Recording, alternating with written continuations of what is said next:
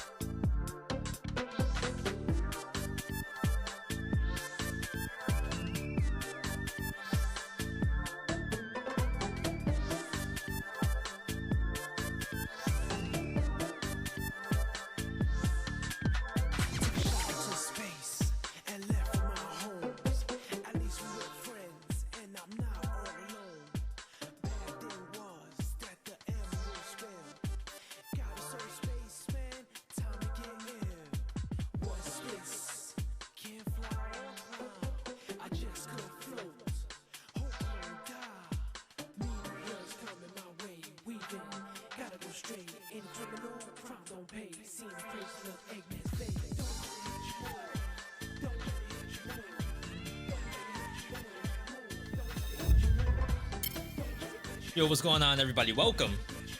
Today is Tuesday. We're back after a pretty long VeeTryMe yesterday doing Magicraft. We ended up with a win that was a really good build.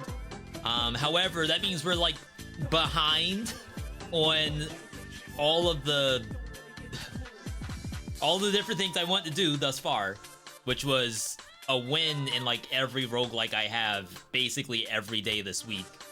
So today we gotta get some easy wins out the gate, even though I would like to get Skul the Hero Slayer in there.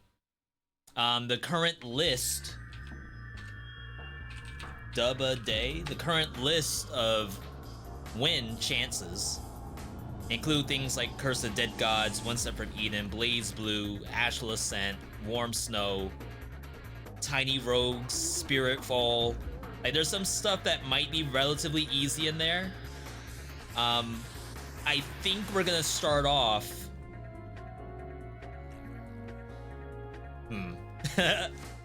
What do you start off on? Like, what's an easy dub a day? One Step from Eden, maybe? Neutral Victory? It takes a little while, but if I, like, rush through it, it may not be all that bad. Spirit Fall might also be an option, too, if I tone down the boss difficulty. There's also Blaze Blue. If I bring that difficulty down, it's probably not that bad. I don't know. Like, there's a lot of games in there that, like, I think I can win first try. Just some of them have hard final bosses. Either way, good to see everybody. Ethan, good to see you. Mush, good to see you. Just who I want to see when open up the Twitch page. Appreciate that. We're trying to be as consistent as possible. A lot of people say the #1 thing to do as a roguelike player, or even just a streamer in general, is just be on well, maybe not exactly on time, but at least be consistent.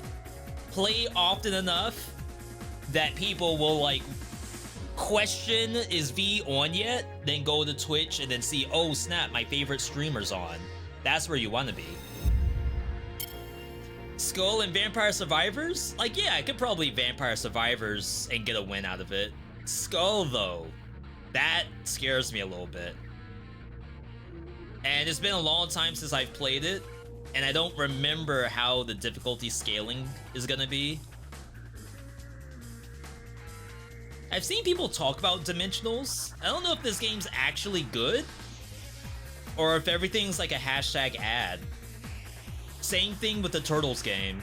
I know people are like interested because it's Ninja Turtles and that's usually a good time. But I need to see people play these games that are not necessarily a hashtag ad to know if it's like actually good or not.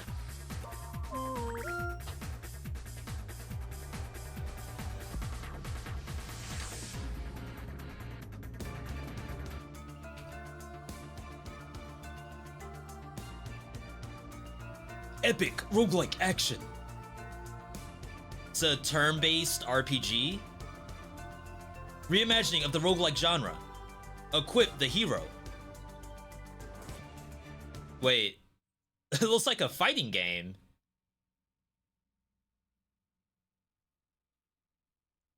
This is interesting. Are these my heroes? What am I doing down here? Oh, I'm like swapping them in and out? Never-ending Peach emoji. Upgrade bro.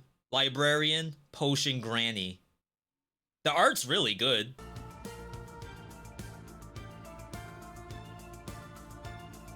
You know, you're showing me these and they're so fast, like I don't even get a chance to read it. Is that on purpose to get you to rewind? That's double the watch time if you rewind and watch it again.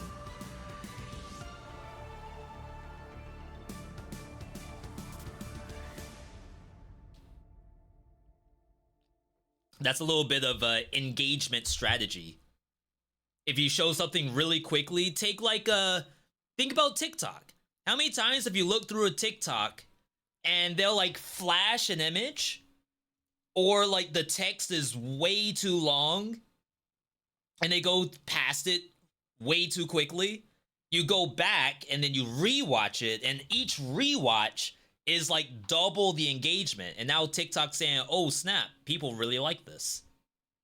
That was awesome.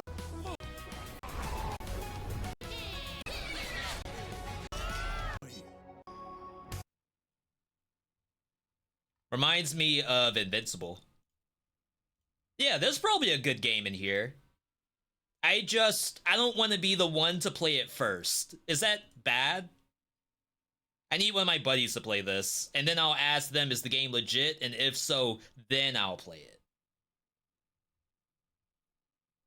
Like, a lot of times, I am the one playing the game, and other people aren't. You might be in the chat saying, V, thank God you're playing this game, because I needed someone to play it before me. Now, I'll buy 2 copies. That can happen. That's where I'm at with Dimensionals.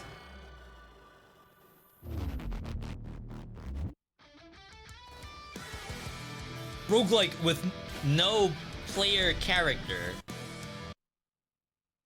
Huh?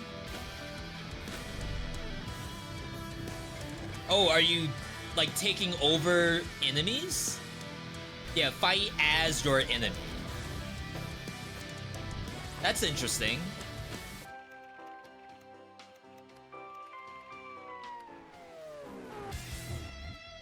Become the enemy. On or off the job. Wield their bodies. Live their lives. That's cool.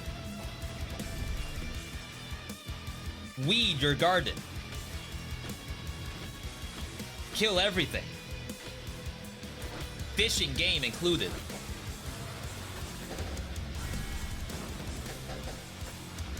It's a pretty ambitious title. It looks like it does exactly. You can be the boss. That would be really funny if you could be the boss. But then, like, the question is, when do you ever not put yourself into the boss's body? Like, is that the whole game, is get to the boss and then swap to the boss and then you basically win? Very interesting things that always come to mind when I see ambitious titles like that. Chat, I have played some Metal Slug Tactics. This is surprisingly fun. Castlevania Anniversary Collection is free on Epic Games Launcher. Is that Rondo of Blood and Symphony of the Night? Or is it Order of Ecclesia and whatever else from the DS?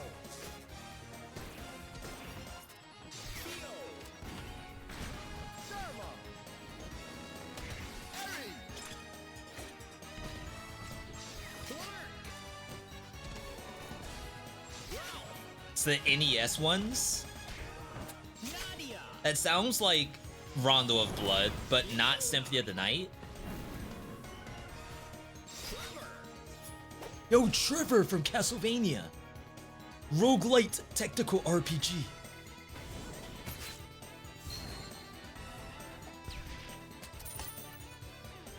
So like I said, I have played this, so I now know what the roguelite is. 10 handcrafted maps.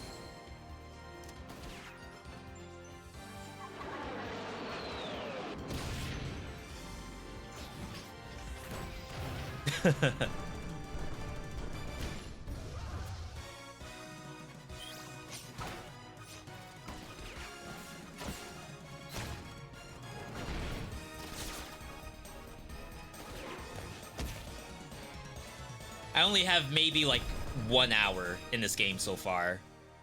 So how the roguelite works is you have a run. The run is actually like desert. And then the desert has like a Slay the Spire, different paths to it. And you pick a path, maybe not Slay the Spire because it's a pretty open grid. You pick a path and get certain rewards, like it might be money, it might be weapons. And then your character levels up based on performance in the actual encounter. And then when you level up, or when you get like a cask of items, like a loot crate or something, there's also shops. But your character gets the chance to unlock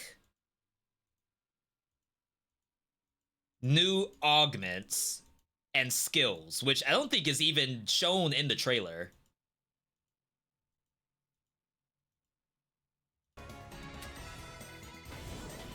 Like, at all. They showed the shop. Okay. So this is sort of like that. This is actually the roguelite part, where you go into your hub area and you can unlock new loadouts for each individual character. But these are skills, and in the run itself, you will level up and get new skills or augments for your weapon. And it's like a pick 3, like every other roguelike in existence. So it'll be like knife gains +2 to range, or knife will hit both sides of you. And then the skill might be something like reduce the cost of all skills by 1 when doing an assist attack with another player, or on kill reset move counter. And it becomes like super interesting stuff. It's a very hard game too, so I'm not gonna play it just yet for like stream or YouTube. I want to try to get a little bit better. Is it like Into the Breach? I didn't play Into the Breach, but I'd say the combat probably is. This is new and trending, by the way. In roguelite, how about action roguelike? Totally different thing. We will not see the same things here. BioWeaver.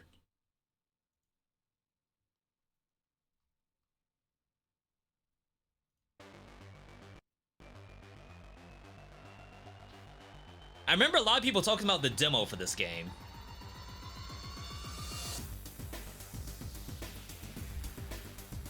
I think a lot of people were playing this for Steam Next Fest. Edit the genome.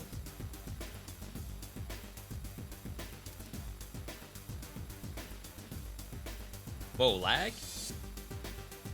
That's how you know your build's busted, is when it starts to lag the encounter. Explore the world.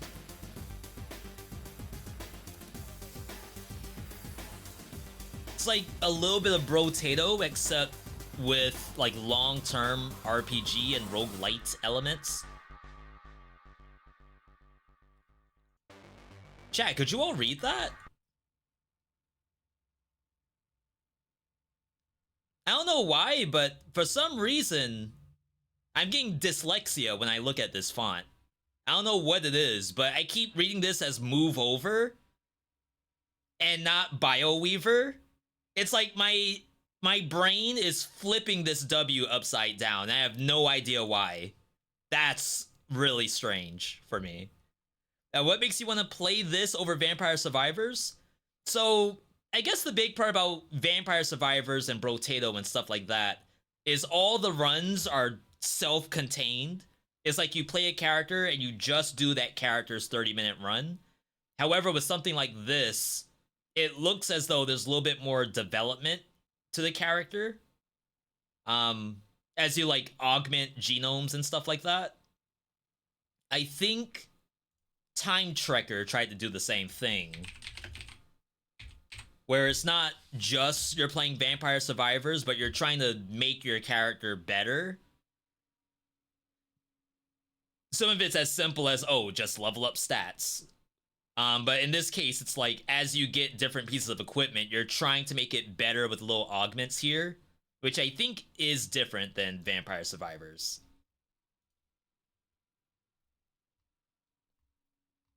Nimrod, someone said that broke their PC.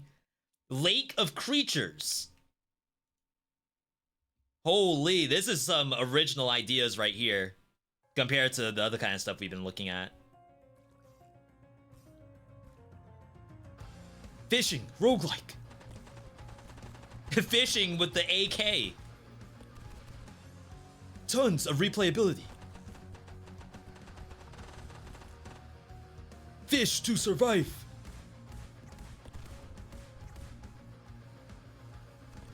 Funny, like, I'm not seeing a ton of fishing, except for that one clip.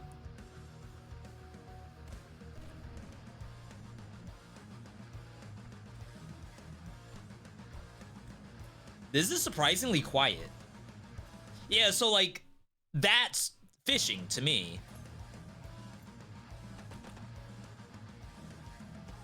Simpsons fish? I almost wonder, like, should they have leaned more into the fishing part? Because what I see from this is gun versus fish. Like, would you still call it a fishing roguelike when it immediately, like, the next clip is this?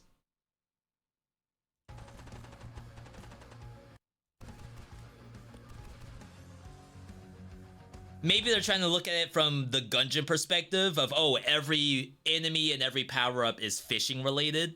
So that's why it's a fishing roguelike. It's not you're actually like casting a line and trying to fish. Completely different things. I'd almost rather do the fishing.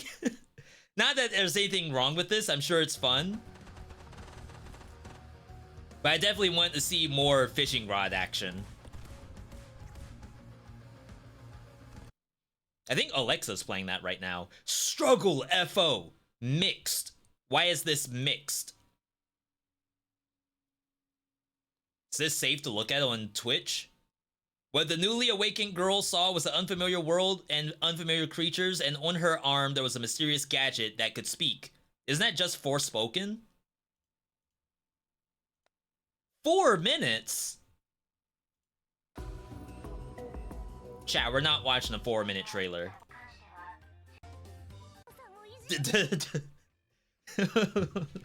Hang on. Let me find some gameplay. I don't want anything to happen. Alright, I found the gameplay, chat. Oh my god. Sheesh. Yo, Pyro, good to see you. Careful. I mean, if it doesn't say anything down here, that means we're safe, right? Espada, isn't that Bleach? Alright, chat, this is the gameplay. Get ready. You'll never believe what it's about to be.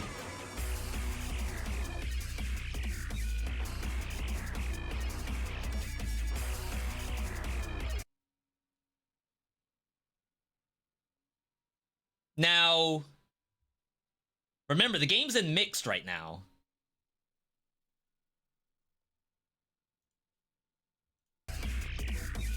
Wait, is the dinosaur on your team?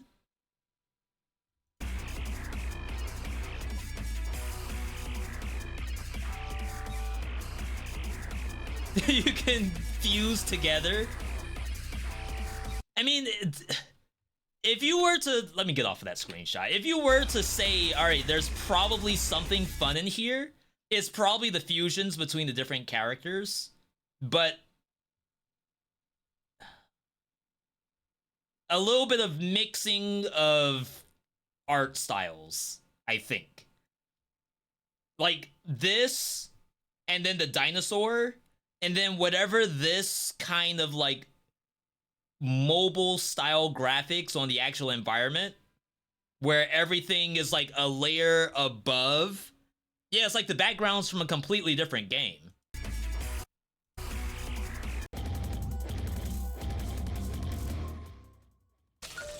And in some ways, the monsters are probably from a different game. I'm so afraid to skip through. From a different game, too. Like, I get it. Even the resolution of the characters themselves, I feel like whatever anti-aliasing tool they're supposed to use to, like, zoom in and then zoom out, it's like they didn't do it on the monsters, so they're, like, super pixelated. Compared to things that are, like, zoomed out, or zoomed in, rather. Blown up, I should say. That looks completely fine.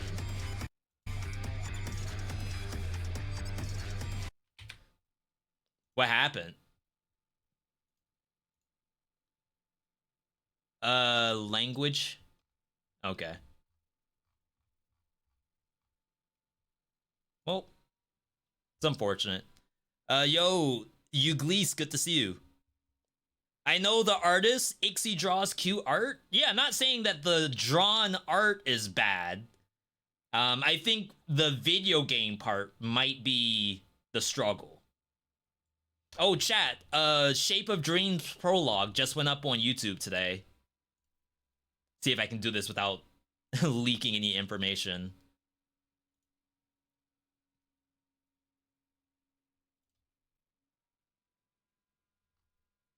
Shape of Dreams, surprisingly good. I know we played the demo of it for... We played random roguelike games, but it's shaping up to be extremely fun. Like, I would genuinely want to play it again. Nether Dungeons.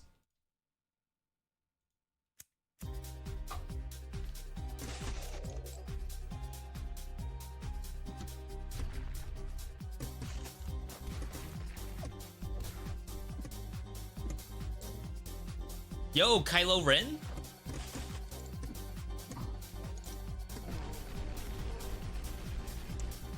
Is this what Voidigo looks like? Am I gonna play Skul today? Yes, I am. Assuming that we can beat game 1. We'll do Skul for game 2. I'm gonna try to have like an easy game 1 though.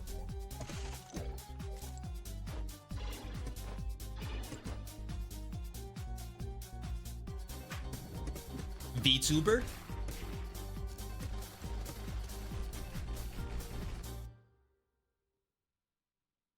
Okay.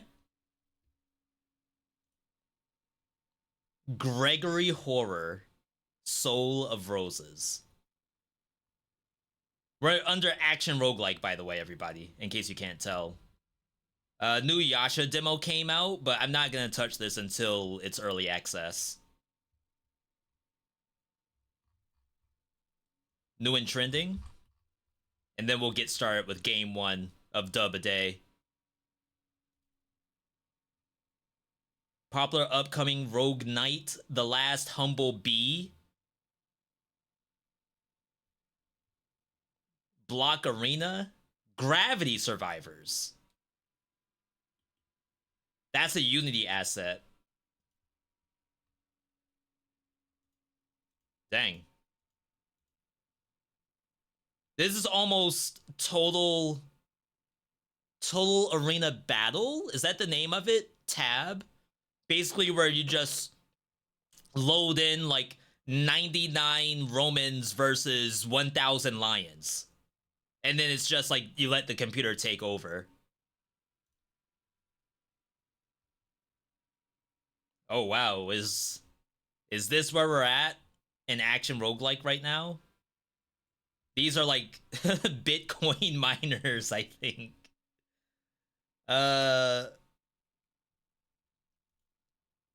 Chat, we might not have much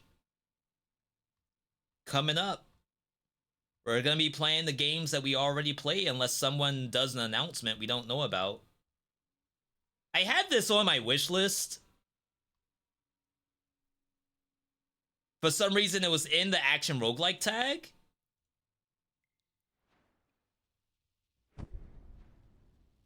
Totally accurate battle simulator. Thank you. Wake Up Hun, new Lethal Company just dropped. Will you play Silk Song? No one will play Silk Song. I hate to break it to you.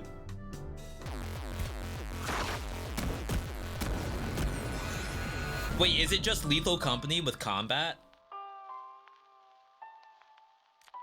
I guess in some ways, Lethal Company can be seen as a roguelike.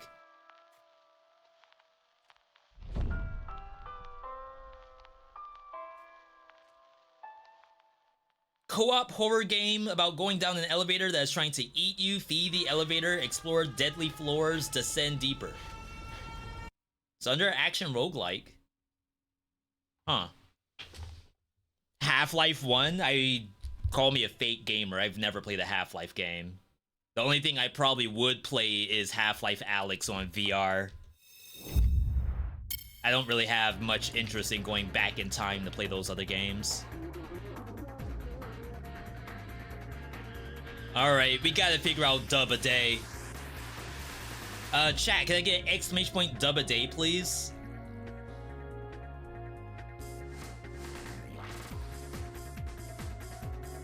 The only reason why I'm not choosing to start with Skul is I feel like I'm going to die. Some would say, like, okay, maybe you do the hard game first, so that way you can, like, ensure that it's gonna get finished in the day. I feel like none of those other games on that list, except for Vampire Survivors, is 30 minutes or less. All of them are like an hour 30. And then Skul is gonna take us probably 2 hours. Maybe you do start with Skul. If I'm so, like, scared. And I have to reacclimate myself to the game, too. Crap, we have to install it. 2 gigabytes. Chat, if I disconnect, Steam did it.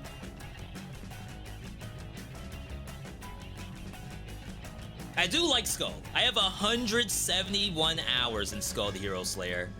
Can we backseat? You all can backseat whatever game I'm playing. The best part about... So, think about someone like Jorbs from Slay the Spire. So, Jorbs probably has 4,000 hours in Slay the Spire. Even at that level of, like, getting records in the game and stuff like that, people still backseat in Jorbs' channel. And all Jorbs has to do is not listen, if it's not something that they're gonna do anyway. So I encourage people to backseat, actually, because worst case scenario, I don't do it. Best case scenario, you actually, like, sparked something that prevented us from losing the game. It may not be exactly the thing that the person said to do, but it may, like, encourage a little bit of thought process that moves the needle in the right direction. Apparently there's an update. Oh, it's because I'm on beta version and the game doesn't know what to do about that.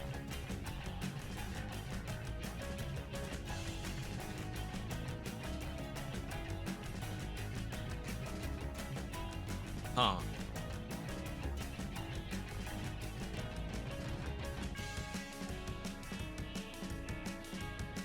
It, like, is severely broken. Just funny. Alright, chat, we have to close and reopen Steam. Have I ever played BPM, a roguelike rhythm game? I have. I've never beaten it. I don't know how far I've been because we only ever played it in a segment that we called roguelike draft. Draft had people in chat like choose the game we were gonna play, and then like I put it together in a deck and I drew up the card, and then we played whatever the card was. And it's really fun. I think that genre, because I played Metal Hellsinger as well, and that's not my favorite game, but it is an extremely fun game to play. So I feel like BPM is within like probably my top 10 for roguelikes. I've just never beaten it.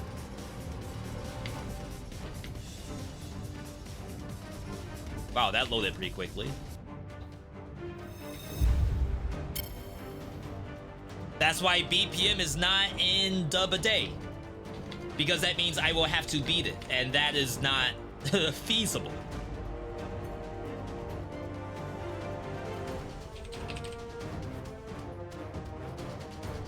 One person streaming Skul the Hero Slayer right now, by the way. Now there are 2 people streaming this game.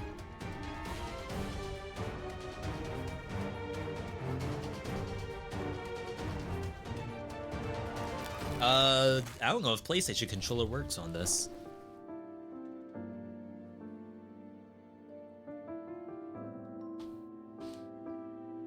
Alright. I tried playing Skul and didn't get into it. Should I give it another chance? I think Skul the Hero Slayer is a 5 things I wish I knew kind of game. It's a game that only gets better as you watch other streamers play the game. If you don't, then like going from base level is extremely difficult, in my opinion. I think 4 might be doable.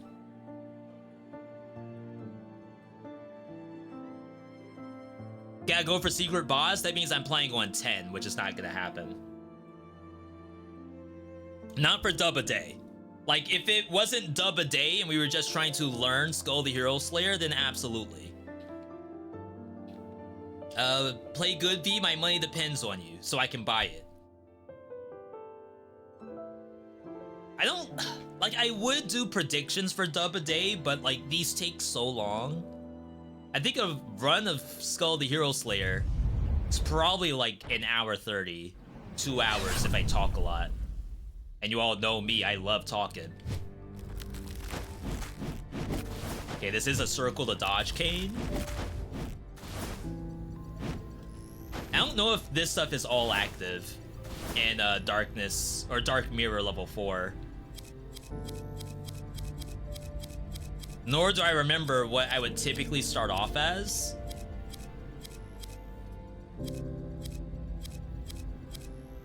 For those who've never seen this game before, basically I get to choose what my starting characters are gonna be, but that doesn't mean it's gonna stay this way. So, in my opinion, it's ideal to start off with things that are like relatively strong by themselves, and then try to like change your build around that.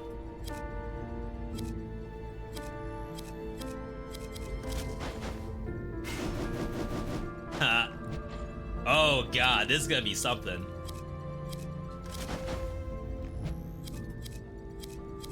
Imagine thinking that I know what I'm doing. And Skul the Hero Slayer. That's sick. Ghoul easy early game, but it's a power skull. And like... It's like, can I not down slam? Playing a power skull that's not Minotaur feels like an uphill battle for me.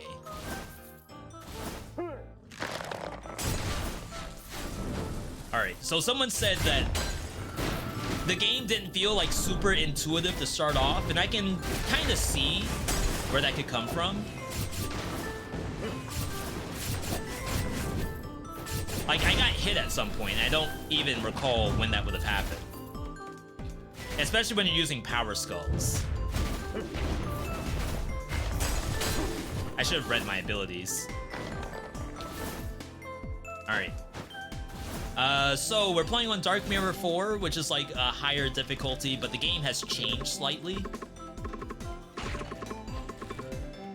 We don't want this, right? Heal 1 HP for every enemy defeated with a claw. But I feel like it's not super easy to do this, because it has no range to it. Thor, gain 2 Thunder Force upon using this skill. If you have any Thunder Force, certain attacks in a normal combo consume it and deal magic damage.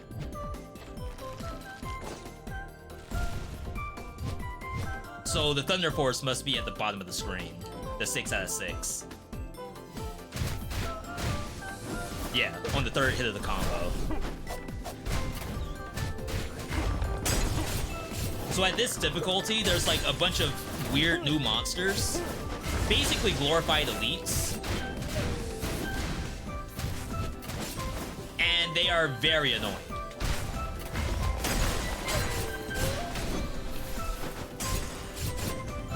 Some of them are higher level versions of the regular monsters that you're used to, if you ever played the game before. They even have Frieza from Dragon Ball Z. That's how nuts this game gets.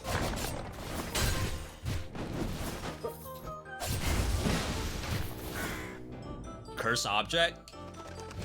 Yeah, feel free to answer each other's questions. Thorn of Omen surge from the ground during basic attacks, dealing damage. This increases the damage I receive. So like for the longest time I would skip these unless it was a really good one. Arms is for physical. I don't know how bad the damage taken is gonna be. Does it have a cooldown? It's whatever that purple thing is.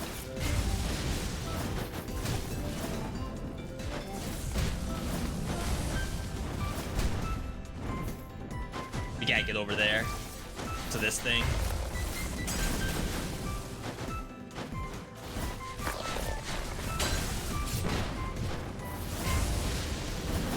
And then we have to kill these. Okay, so the purple thing does have a cooldown. It's at the bottom of my screen.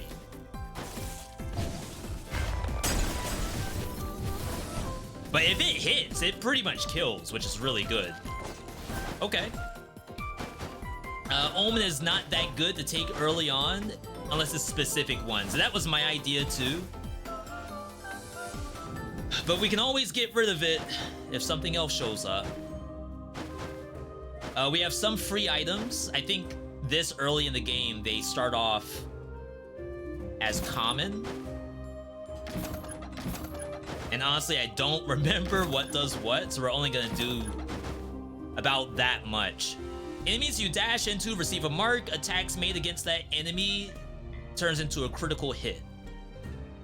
We'll take it, but we'll have to make some adjustments.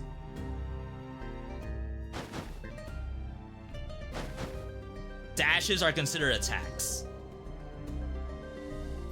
Is that direct synergy?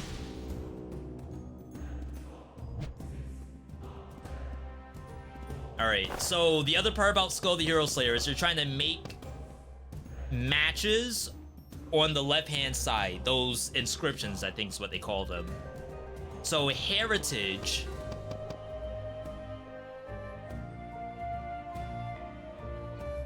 is essence cooldown speed, which we don't have an essence yet. And then the other piece of this is chase. Chase is dash cooldown speed, which is also very good for what we're using for this skull specifically. It's like you could try to like dig for chase. That's all my money apparently. Wow, I did not know this stuff was this expensive. Oops. All right, little baby misplay right there. This is the first way to die. Gotta read my abilities. Forward rush, increased dash attack damage, and distance. We're gonna have to fight against some NPCs here, but this is not easy.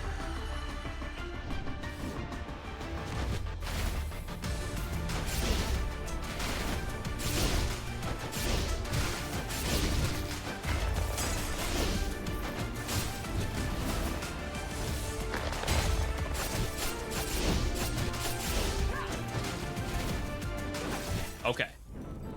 That worked out. My apologies if you have no idea what's going on. Mummy, we don't do Phantom. When you use this quintessence, dodge attacks for 1 second. When you dodge, you summon a Phantom. I think we just need one anyway, because we're running Heritage. Awaken!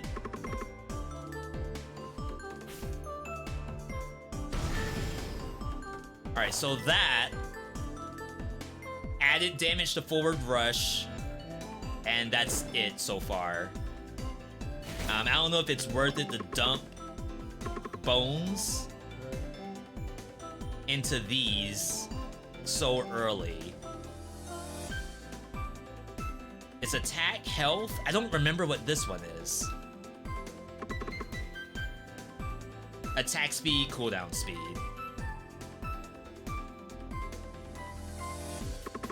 No. Look at that damage. We're dead. There's a mushroom below. Is that for like the secret boss thing that we're not gonna be able to do?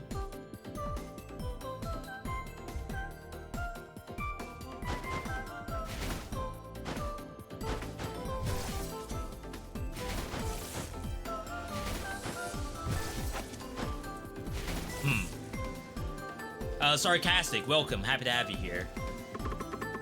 I cannot do the secret boss. Like, I hear you. I'd love to be able to get onto that level, but we're just not quite there yet. We'll save that for when we revisit, like, full revisit of Skull the Hero Slayer will be secret boss.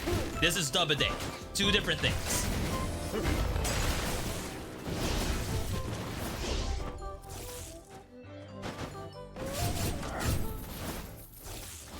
So as I said, we have a new R1 button. And the R1 button is probably supposed to be doing stuff. I can just press the button whenever I want. No thank you. And we should be okay. Unlock it? I thought you had to do that puzzle every single time. Are you saying you only have to do it the first time?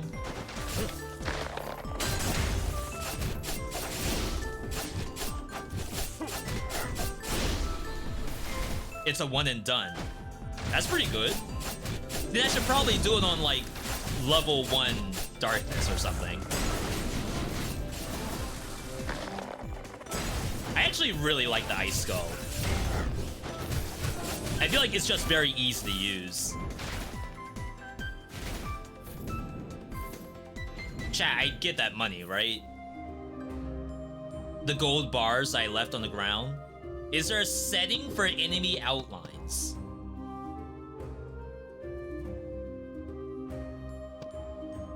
No? Why do I feel like I've seen people have outlines on? Maybe there's a mod to do that. This game has mods. Because I know, like, Beals uses mods for this sometimes. The world is this?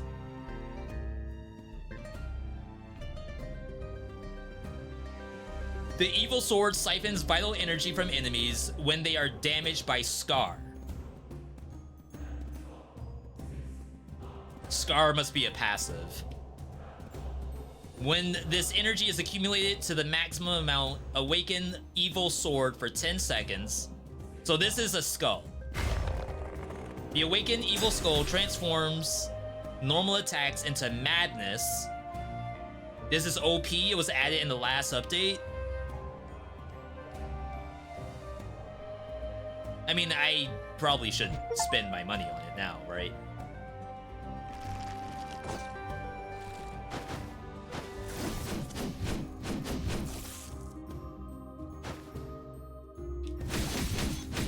basic attack. L2. That must be the dash plus scars. Charge forward, leaving multiple scars throughout the path. The scar later delivers a slash. And then R2. Swing over wide area, leaving multiple scars. And then transform.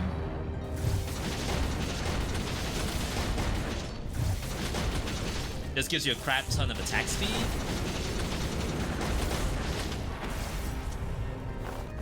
Whoa, and then you go into like hyper mode? V, please read it. See, this is why I said Skul was gonna take 2 hours minimum. The Awakening Evil Sword transforms normal attacks into combos, increasing move speed, unable to use skills while Evil Sword is awake. When the Evil Sword returns to its slumber, cooldown speed is increased by up to 100%, proportional to the number of attacks you dealt.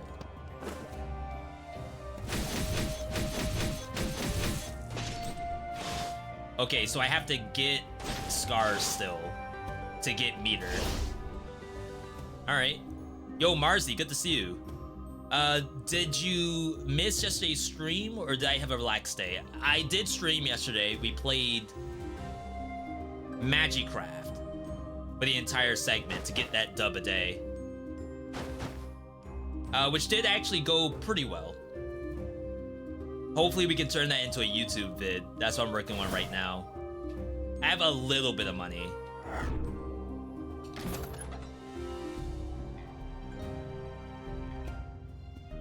Attack speed's like not terrible. Rapidity. Like I would assume this character wants attack speed. We can also do these things. Look for...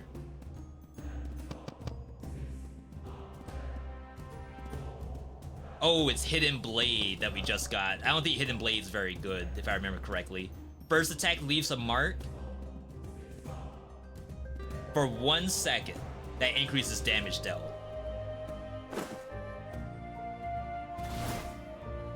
Yeah, even this part right here could take a while too. We can at least get one thing locked in. We'll do the one arms. 620 bucks. That gave us physical attack power. So basically what I'm looking for...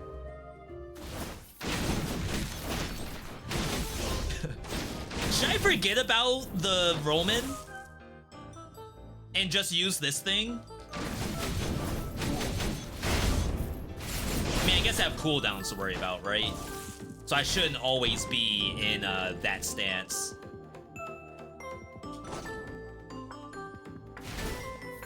And that thing doesn't require bones either.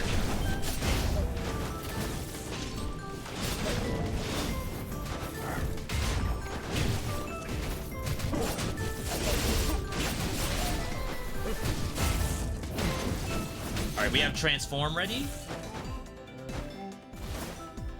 Demon Skeleton kills everything. Also dude with a spear. Featuring dude with a spear. Just in the background.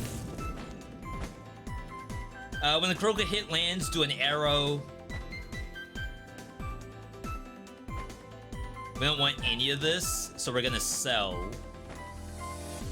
I know you can just leave, but if this thing's 562, I'll go up to 1,150.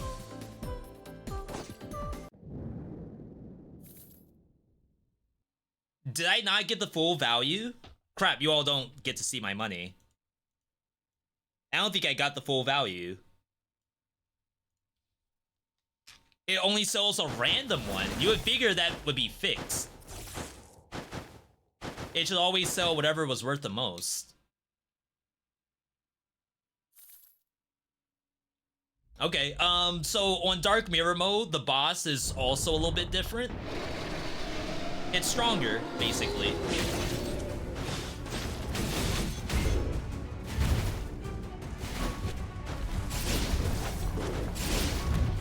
$30 damage.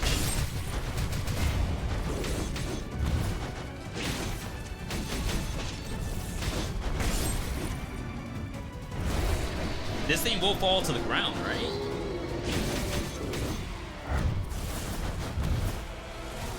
Did they remove that part?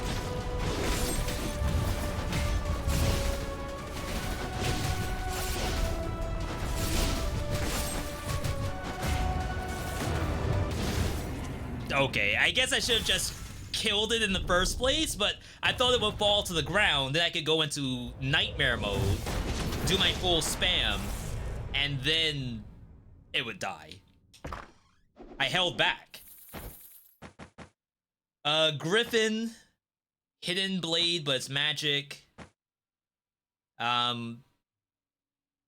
This is the other heritage. We don't have to keep it. Mystery.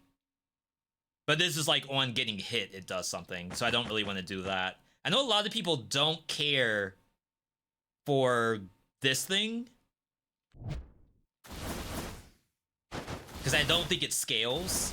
I think it drops a different relic that will scale, though. Alright. Other thing in Dark Mirror mode is your character has other enhancements on top of every other enhancement that we've seen thus far. And it's your choice. This is almost like mutations from Dead Cells. This is your choice on whatever you want. So for example, I could just get generic shields when I go into every map. I could get, if I have a shield, which I do right now, I get increased stats. Yeah, while shield is active, skill cooldown and crit increase. That will only last until my Elder Treant shield goes away. There's also cursed ones. Skill cooldown increased, but your damage... No, cooldown speed increases. That's faster. But the damage it deals is lower. Which, like, technically speaking, on this skull that I have, we don't care about skill attack power very much. We care about scars. Scars that we can swap into super form, which can't do skills anyway. Ambition, obtain all the following effects based on the amount of core quartz, which is the purple currency, I think. Increase physical attack per quartz, increase skill cooldown per quartz, reduce max HP if you're above 10, and then start amping damage against enemies when you're above 12. Interesting. That one is ridiculous. There's some cool stuff in there, just to say that. So what? This doesn't actually hurt you until you hit 10.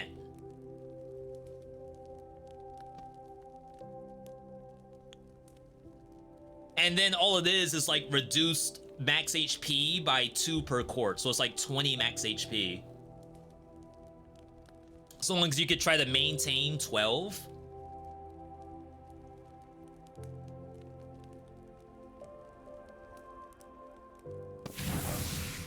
It doesn't hurt us, I think. We're gonna have super cooldown reduction.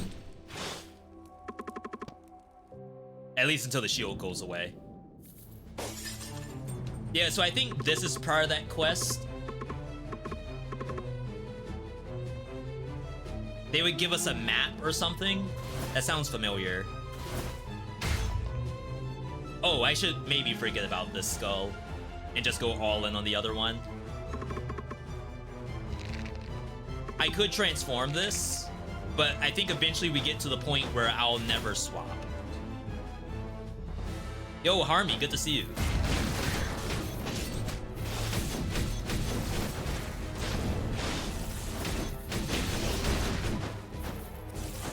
Seems strong. That's the kind of nice thing about this game is the devs aren't afraid to make things strong. The only issue is some skulls are like actually kind of underpowered. But this game is all about making something look gigabusted.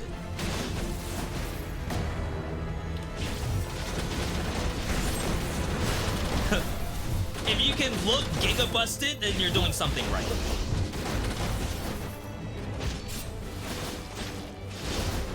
Oh wow, you block that? We got Bruce Wayne up here? No, Alfred.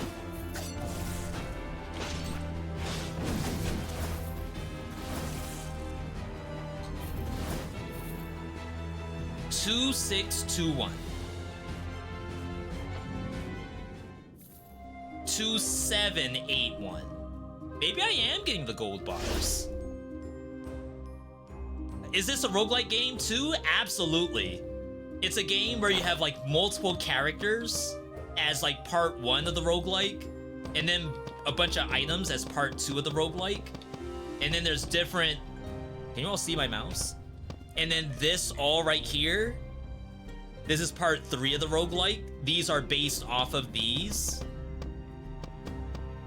And then part 4 of the roguelike is right here. They thought of everything. We don't need poison. What's this? Flame Dragon?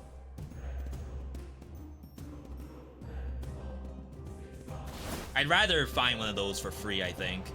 Is this a roguelike or light? It's definitely a roguelite. 100%.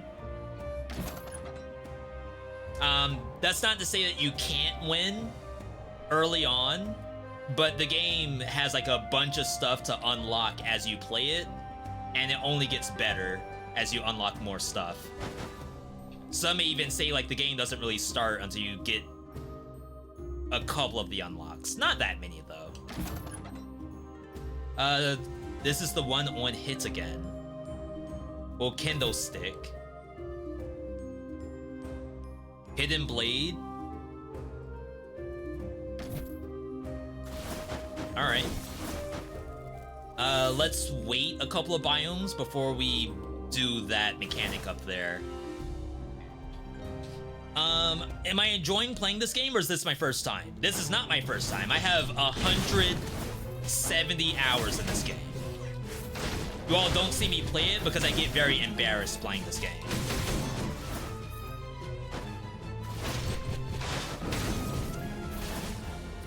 I'm washed up whenever I try to play this. I look so bad. Like, I keep getting hit. I do have the R1, so maybe I should be using that more often. We already lost this thing, the bubble. Officer. This is Guan Yu, I believe. Very cool. We're gonna have to start getting raw money in a second.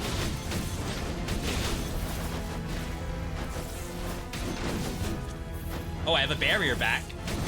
Oh, snap.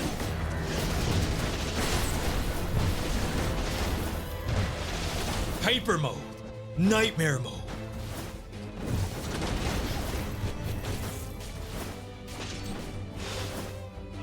I wonder if I have the best skill set for this skull. Because every skull has like maybe 4 different skills. And the game gives you some ways to like swap them. But we don't have any of those just yet. Alright. Let's try this again. Is this one of those health is found hard type of roguelikes? So the answer is yes. However, there are tank builds in this, unlike some of those other games. There's a couple of life steals, but not very much. So I think for the most part, you will die a lot, until you find a skull that actually works for you, and then it will become much, much easier. Oh, they're ready? I didn't think they were ready.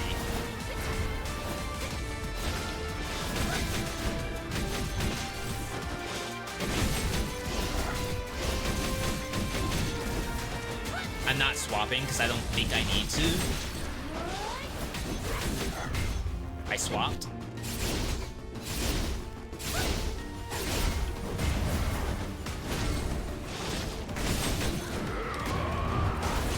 Shut that up. I feel like people seeing this for the first time don't get the full experience of Skul the Hero Slayer. Like, this is such a jump ahead of how the game, like, truly is. But I guess maybe in essence, this is exactly how the game truly is. Mush, what was the minus 500, by the way?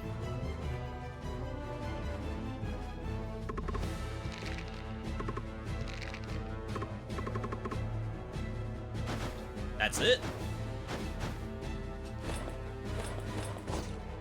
Dude, we got a piece of the puzzle.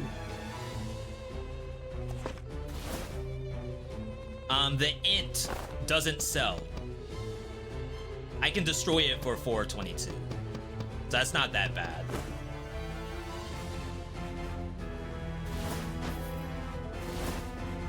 Maid Sama.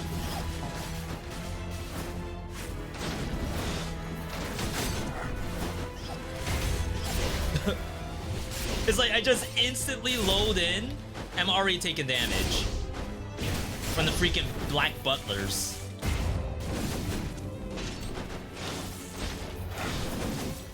And then, I was almost about to say Dick Grayson. Alfred spawns more black butlers.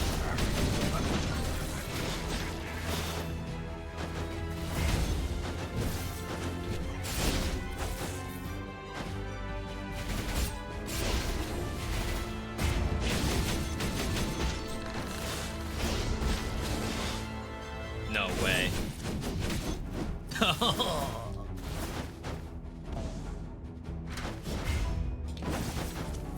What's our swap mechanic?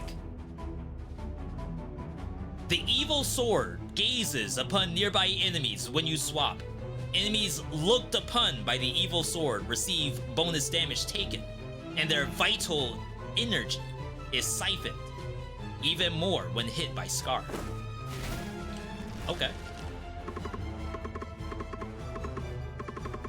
This is a free item. Well, not free, it's 470, but oftentimes it's worth more than 470. Yeah, so this is worth 422. We'll bring this in, because this is no longer functioning. Alright. What's the other golden door? So oftentimes you have two choices of doors. One is a skull one, which obviously gives you a skull. One is an item door, which will give you a random item. It doesn't even look at your stats or anything. It is purely random.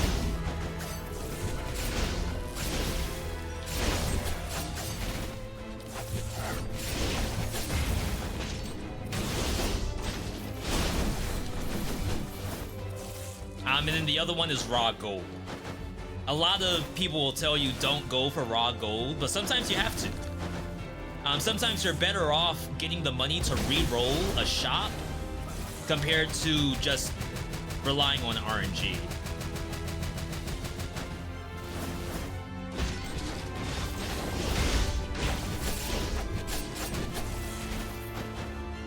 Alright. We'll have to get rid of this thing eventually before it kills us. So like right now, I'm already thinking that maybe I don't care about anything but money, but there's plenty of random stuff that I don't mind having. Wow. I got rejected on my L2 button. I'm so tired of getting hit. gaze upon the eye of whatever it was. It's just an evil eye.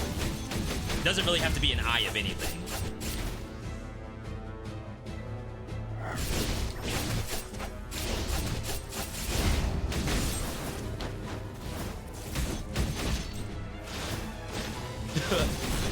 So that elite had a buff to it,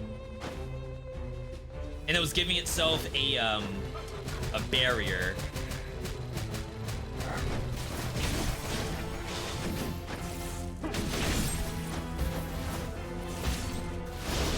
And apparently this thing only takes damage if I'm behind it. So when I do the slide through, I actually don't think I do the damage that I should.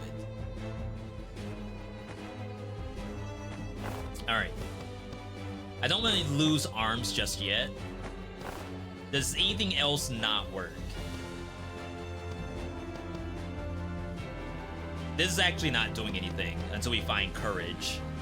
Stiffen enemies at the beginning of concentration. That's bad. We do not concentrate at all. So that can go.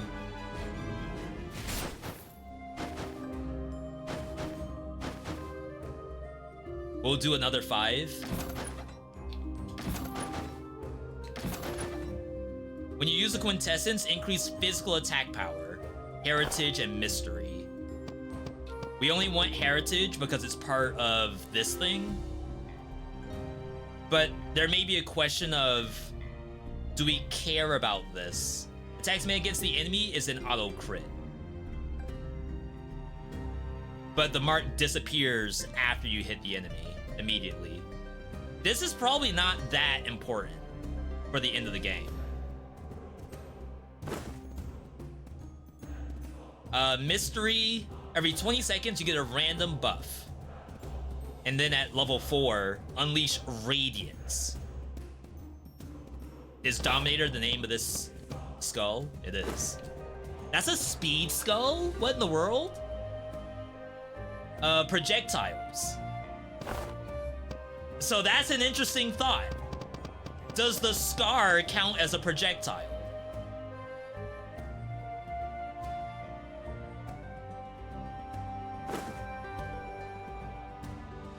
I guess it's relatively easy to check, but it's $1,300.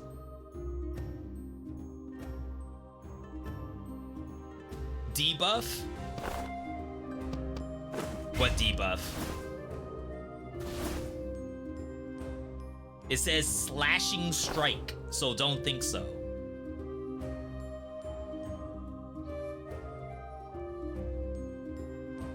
Does it even describe what Scar is? Oh, the Scar later delivers a slashing strike. Okay. I'm good with that. This does affect Speed Skulls, Assassin Dagger.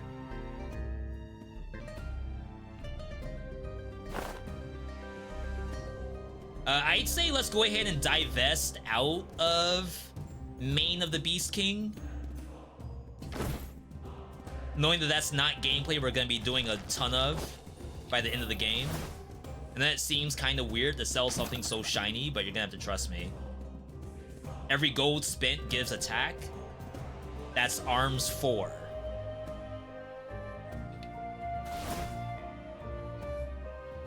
Sorry, I know there's people who know this game that are probably spamming the chat right now. V, don't do it. Don't worry, we're fine. So we're 1 away from Hidden Blade. Hidden Blade, and we still have to get rid of this thing for a different arms item. Hidden Blade 4, all attacks made against the marked enemy is a crit. Holy! That's sick! I'm not spending money on healing in the shop. My hope is that I will heal on basic monsters. See, I got 10.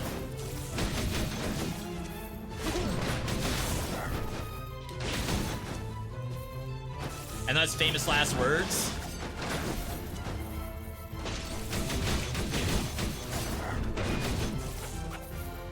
Alright, so this NPC will let you change your skills around.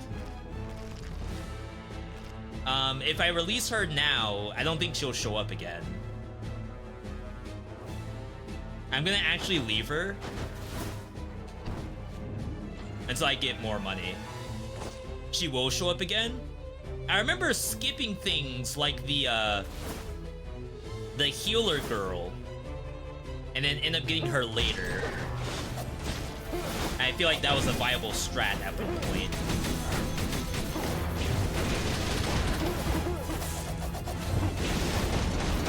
The fact this hits behind me is kind of ridiculous.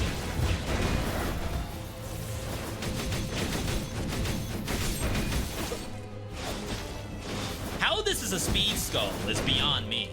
For those who don't know the game, there's speed skulls and there's power and there's balance skulls. They're like different classes of skull. Speed ones get a double dash, and then a lot of their stuff is about attack speed and critical hits.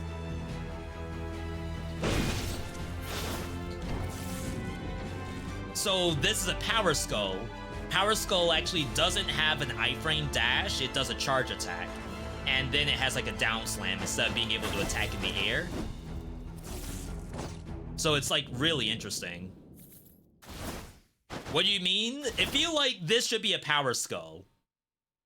And like you may say, oh V, like why would a power skull hit that hard and that fast? It's the balance. I shouldn't be able to dash as well as I do. Find enriched dark quartz for the first time. That's my first time ever doing that. Wow.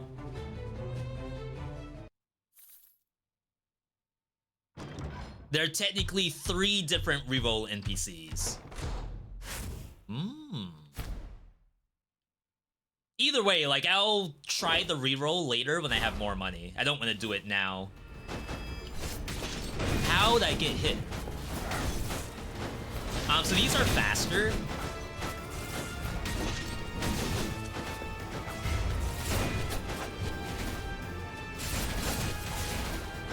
I only swapped because I want to get the Eye of Asmodeus.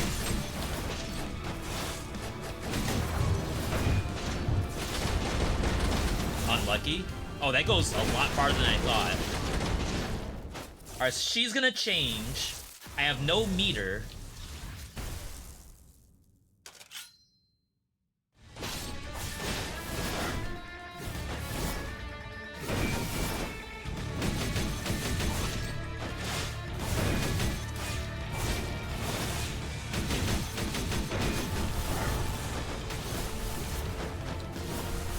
This fight can be really hard if you don't know it by heart.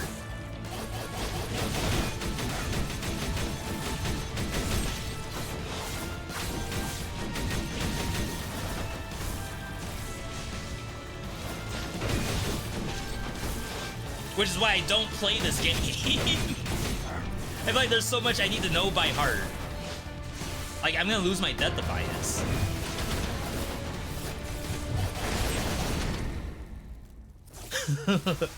Some skulls are actually so big that unless you're like frame perfect in the middle of the twin like laser beams, you'll ricochet off of each side of it trying to reposition yourself. It's really bad. All right, we're up to 80 HP. That's not much.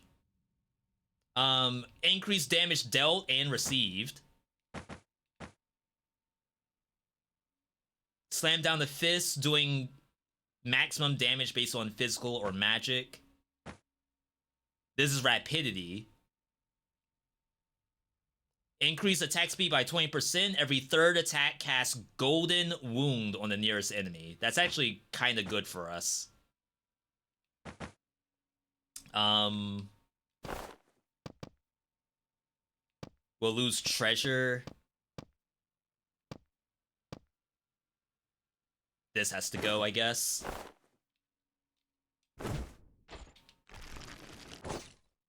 Okay. Not bad, chat. Not bad. We have to get rid of some crystals? This is actually tough. Like, if I get rid of crystals, I'll never reach ambition. I only have 5. This is worthless to us now. We'll get back 3.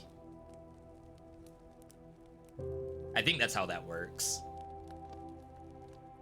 Acquire. Oh, that's to level it up by 1. So you all can't see behind me. I can level this up for 3 crystals or spend 1,300 to get rid of it. And we get 1 quartz back, which I think is how much we paid for it. During battle, every 5 seconds, thorns rise from under your feet, dealing damage to both you and the enemy. Damage dealt to enemies with a higher HP percent than you is amped, and then when they're lower than you, they do more damage to you. Is that why I'm reading correctly? Is there healing in here?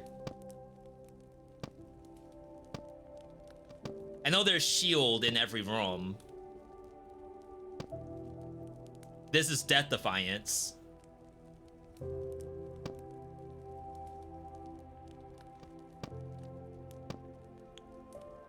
Recover 10 HP when clearing a map and 20 after a boss. Alright. That was Queen's Rapier just now in that boss fight. For those who don't know, there is a Dead Cells character, like the actual Dead Cells prisoner, is in this game. Some people even like to think that the Dead Cells character is better than Dead Cells, the real game. Which is very funny. 20% max HP for 2 crystals compared to healing. Healing is not percentage based in this game for the most part, unless I go to a shop.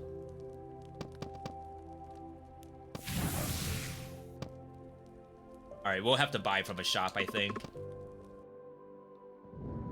Alright, what power do I have? This is a spot dodge. I'll dodge the next attack that's incoming.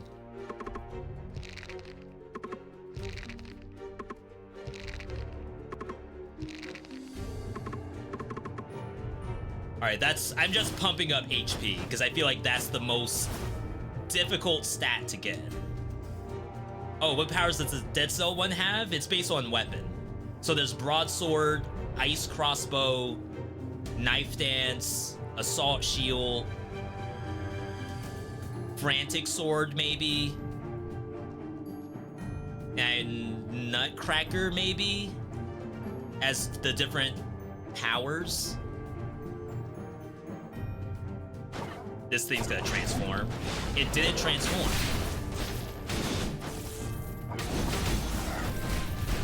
This map's so hard.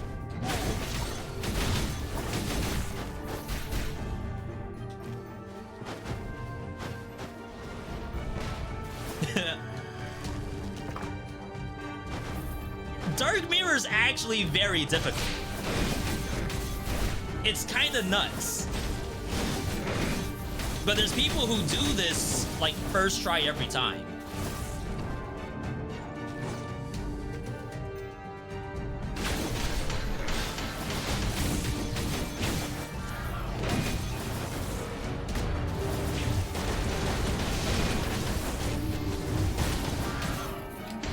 Oh my god, I landed into damage.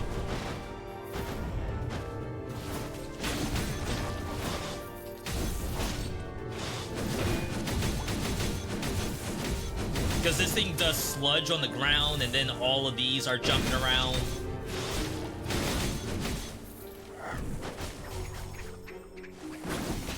Oh, that stuns? I still took damage.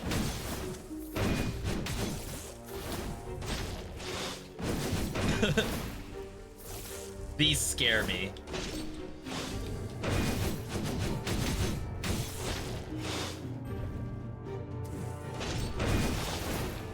Remember, my attacks have, not attacks, my skills have reduced damage. Because we just want cooldown reduction. Move speed increase. This is chase, which we're not using. Damage dealt to enemies decreases. All damage dealt to enemies changes based on the higher power between physical and attack. I think that might be a little too big brain for me. DM10 is really tough, but like 5EC Dead Cells, you get good enough to beat it consistently. Do you really? I'm not saying that it's not possible. I struggle with this game. I'm so bad. It might be a patience thing. I feel like this game requires an extra level of patience that I don't necessarily do in Dead Cells.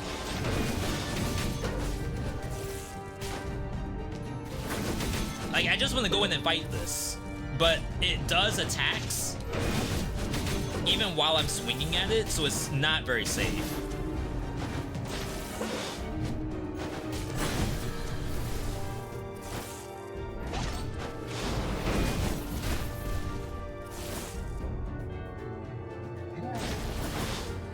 Stuff like that, like I'm supposed to use my R1 button because I can't necessarily run from it.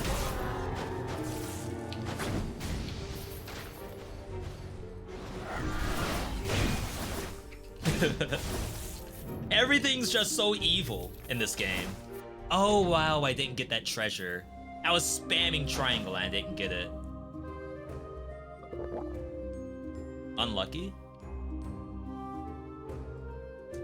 So we are looking for arms. Arms to replace our omen.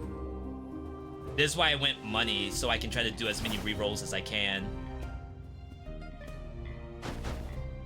Oh, we can also check the free thing up here. Arms duel. Yeah, we're level 1 on duel. This is like not particularly impressive. I think it's better than the Omen. They all have tells, it's just harder to see in Dead Cells. We also have an exclamation point in Dead Cells too, right? That doesn't exist in this game. The closest thing this game has is a yellow outline around the monster to show that it's gonna do an unstaggerable attack. Uninterruptible attack. Which by itself is like pretty gnarly that that stuff even exists. When I already said the game's hard enough as is, why is stuff uninterruptible?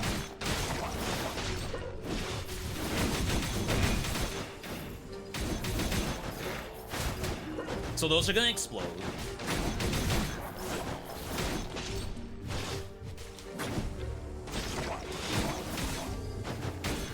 I guess the crystals themselves don't do damage until they explode on the ground. I thought I had to dodge the crystals that those big ones do.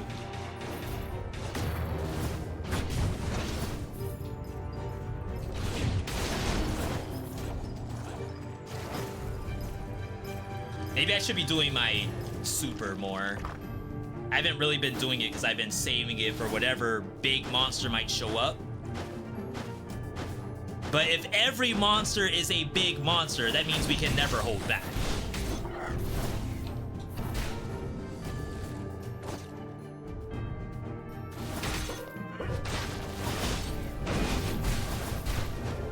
Oh my god, the perfect aimbot. Oh crap. That's not good. Did we stop it? We didn't stop the summon.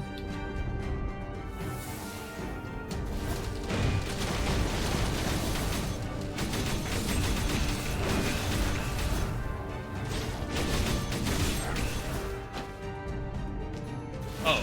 I was like, wait, what's it doing?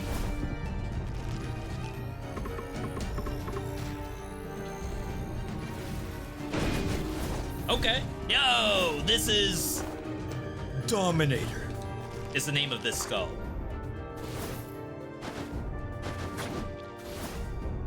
All right. Another RPG fight. This could be bad.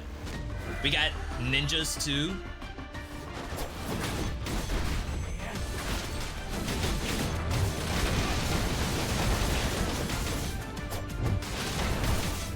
Like, I don't want to base tank. You're blocking!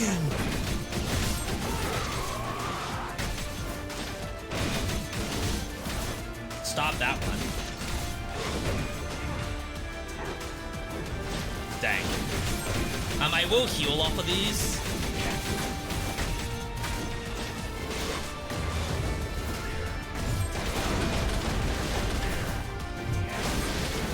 Yeah, there's a little bit of like animation, not to call it bloat, but there's a lot of animations in the way to determine like, is the monster attackable or not. Hate that move. Sometimes this is a game of patience, where like the game wants to chill for a second.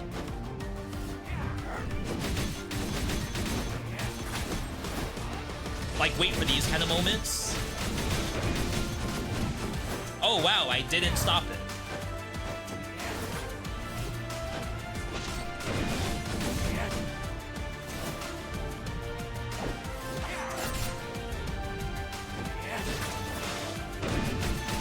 Like, sometimes you wait for it to heal, because all that's gonna happen is I sit there and take a bunch of hits. It's just not a good matchup for me.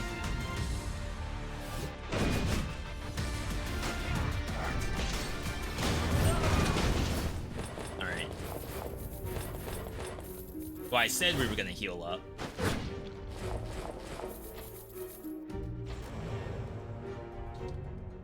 Slowly restores HP when current HP is at 30% or less. I don't think we want to be in the business of playing that.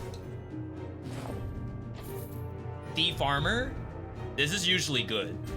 Upon attacking with normal attacks, throw a Ninja Star. On critical hit, throw a massive Ninja Star. Do we have a Hidden Blade that we can get rid of? We're actually sitting on an extra Hidden Blade, now that I think about it. Oh, I guess this comes out. And then we go and take off the extra Hidden Blade. Otherwise, it's Broken Dagger, which is Bleed. And that way I still have a chance to take this off and not necessarily lose anything. I think I prefer that. Okay. It's like Dark Souls, you wait for a good opportunity to attack. And yeah, I'm just not used to that in my action roguelikes. Typically, I value, like, how much can I outperform the enemy gameplay-wise, and that sometimes is just not possible. The enemy is designed to be that strong.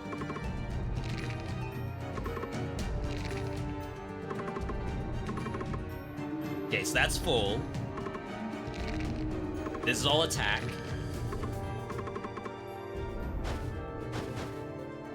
They can all get maxed out. What in the world is this thing? Is this one of the, like, secret items to be picked up? And I just didn't do the puzzle? Thief is the worst mini-boss in any roguelike I've ever played. Same? I struggle against the Archer, too. Like, that looks really impressive.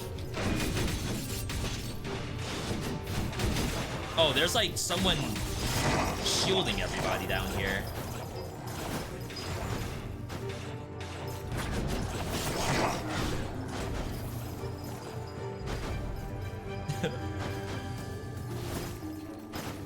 Oh my god.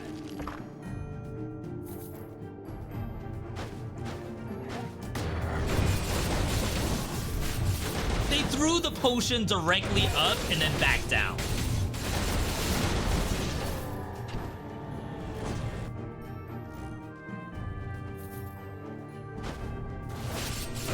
We have to kill these two.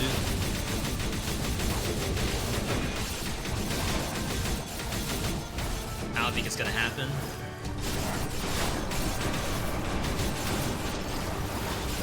Nope. Wow.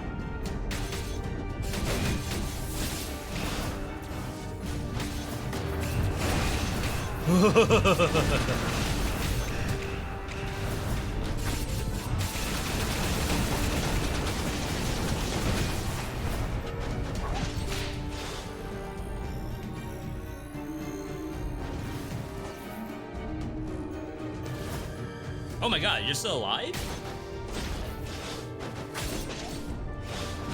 Yeah, I actually don't do that much damage. I think I'm starting to now.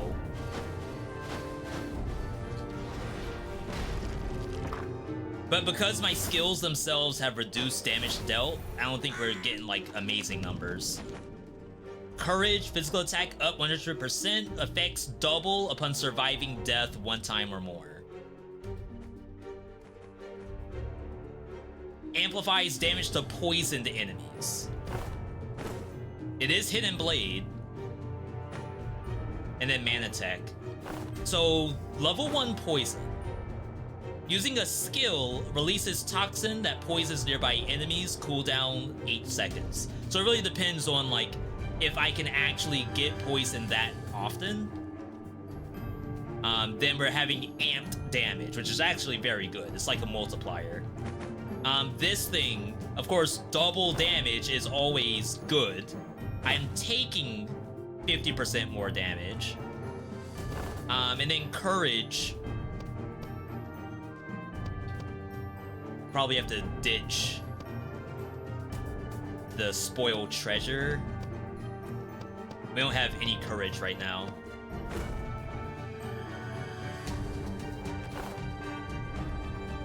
Scares me a little bit.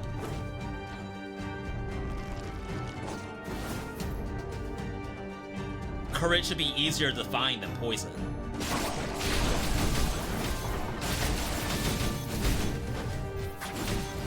Assuming that's how this should work.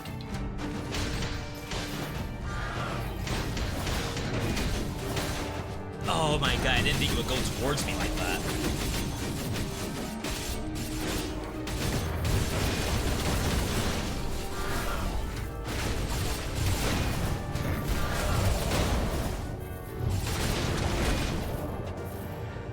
Someone's alive? Oh, the exit's down here. Alright, I probably have to buy health again. I feel like when I watch pros play this game, they never have to buy HP. So... we're looking for courage.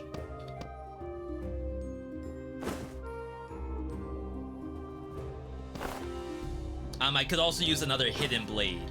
Hidden blade or courage, then I could turn that other hidden blade off.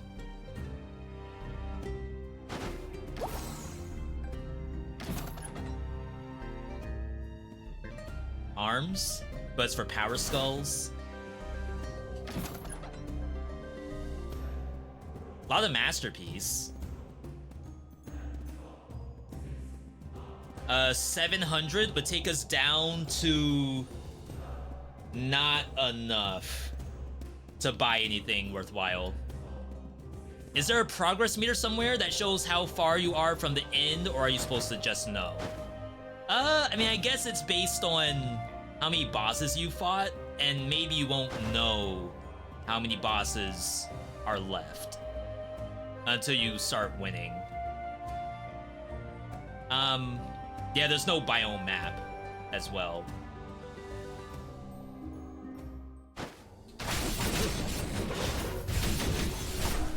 Correct me if I'm wrong, chat, by the way.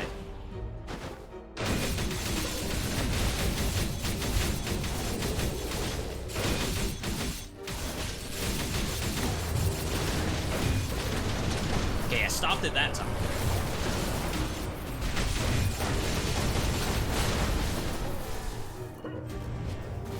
How dare you?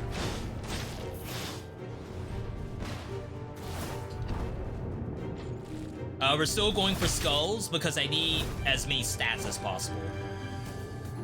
money would be good eventually.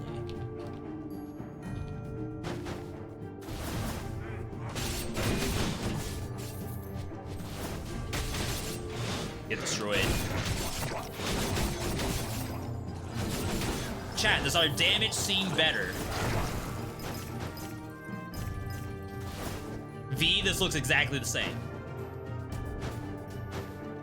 V, I need you to tell me if it's better or not. How am I supposed to know?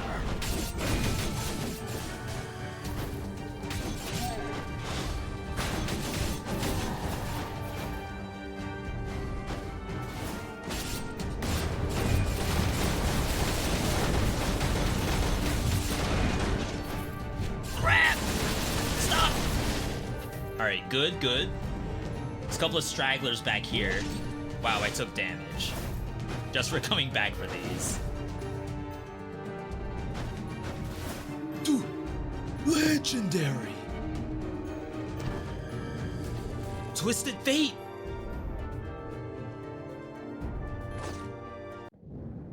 From League of Legends. That's a really fun skull. I feel like I use it relatively often. All right. This part's gonna be a little tough. We have to really use the R1 button. The R1 is what's gonna save us, because I think it stuns.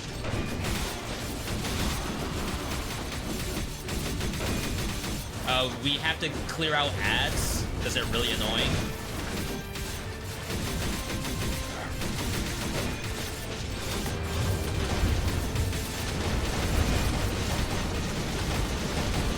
Am I not critting? Very small amount of crits. I just did the block. The R1. Okay, that looked pretty good. But I don't know if I can do that on the final boss. I don't know if he can be stunned. Imagine if I took the other poison legendary. That could have been sick. Strike. Strike is crit damage. Using a skill increases physical damage. That's not super great for us because we don't do skills when we form change. When you use the quintessence, you and the wisp will become linked, and all your skill and rotation cooldowns will be reset. We don't care about that. When you use this quintessence, all your attacks will crit for 5 seconds.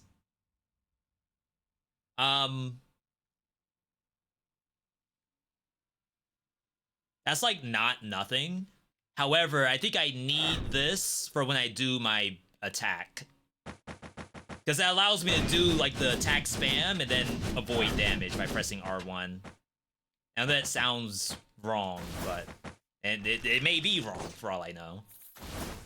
I feel like that's how I would play it. Alright, I'm at 8 crystals for ambition. We're getting cooldown reduction that we don't care about that much.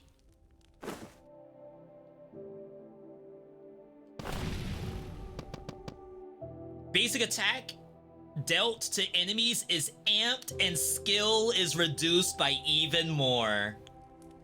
So this is like actually super interesting.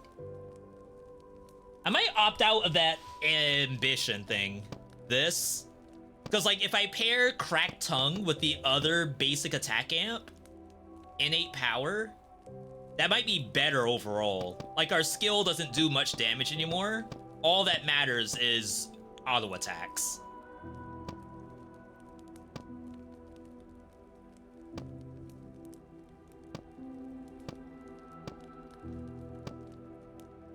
Upon dealing 7 basic attacks, create an electric field that lasts for 2 seconds, deals damage to surrounding enemies based on the higher power, incoming damage decreases, and move speed increases for the duration of the field.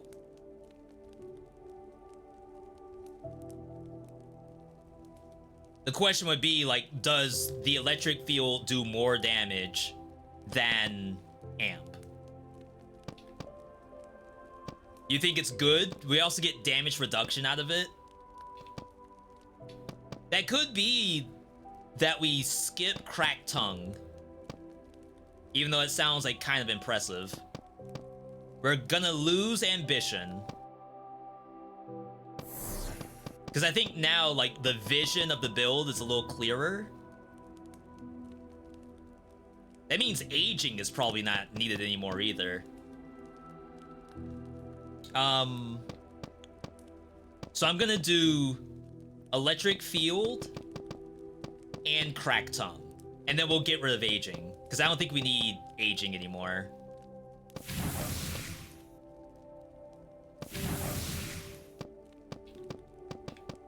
I will level this up.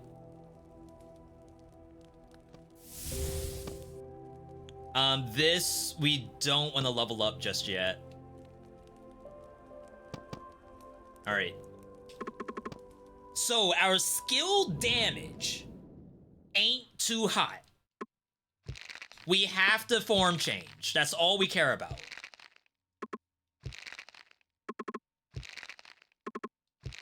Remember, we're doing dub a day. We have to win. Winning is the primary goal in dub a day, regardless of what it takes to win.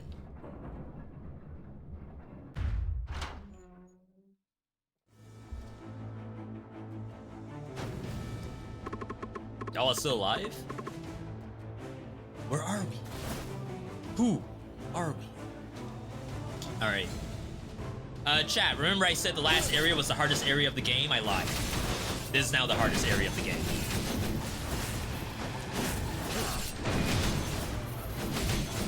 Because the monsters are actually ridiculous.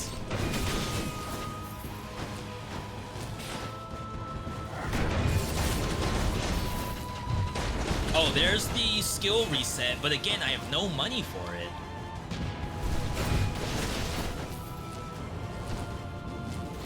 Rockstar?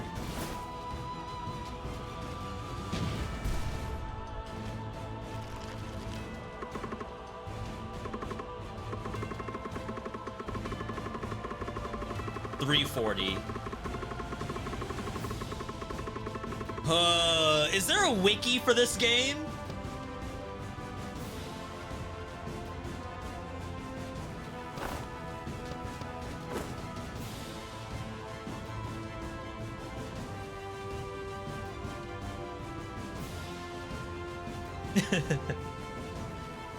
Alright, I never do this.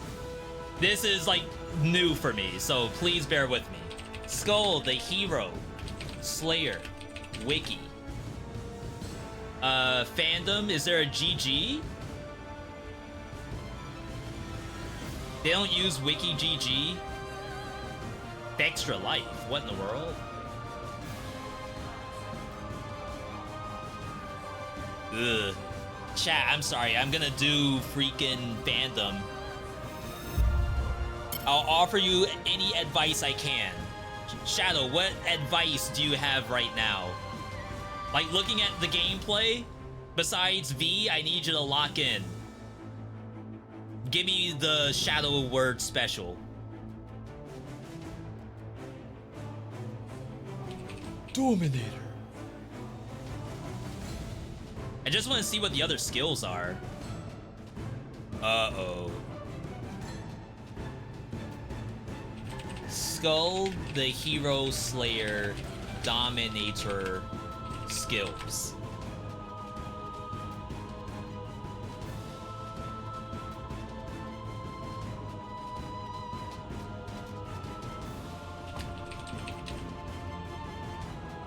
Same thing, right? Yeah.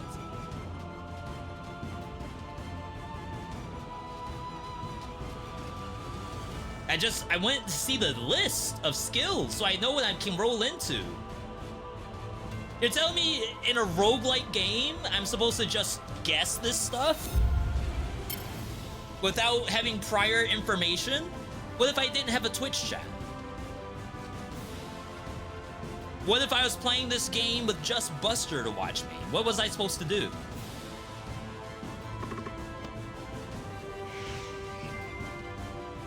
Alright, so we hit Slaughter.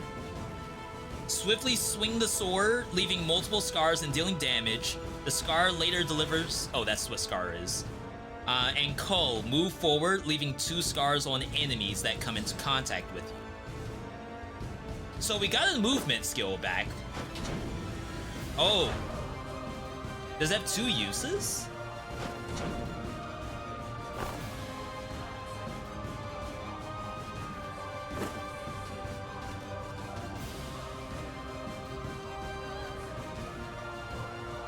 It does. So we lost our, like, dash. And then we picked up a single hit. Which I guess, to be fair, I've been missing some of my slaughters. Well, it's not slaughter. I've been missing whatever the R2 one is that, like, goes above your head. Are you fighting Alexander or something?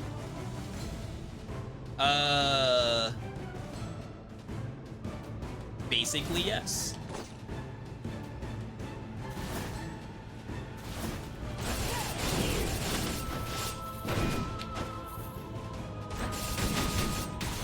This thing's super tanky. What? Alright, form change. Gotta spend it.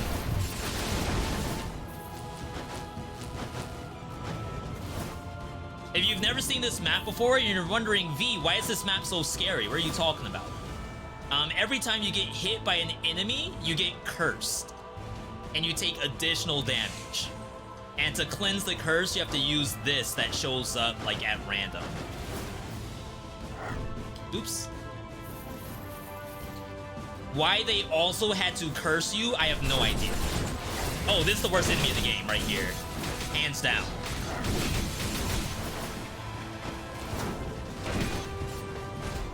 Facing the wrong way.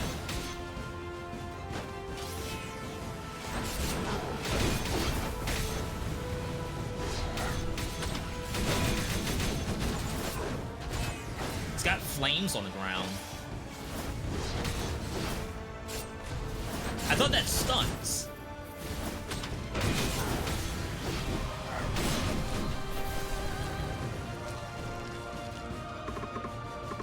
Yo! One-chan.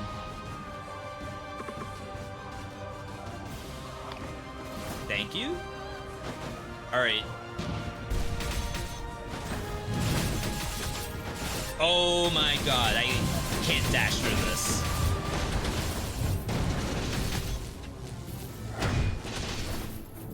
Alright, looks like we're healing again. Restore 40 HP. Unfortunately, that uses a lot of your money. So, like, if you need it to roll into something else, it's no longer possible. But I feel like I'd rather roll and win than not roll. Is this worth more? It's unique. And I spent 15.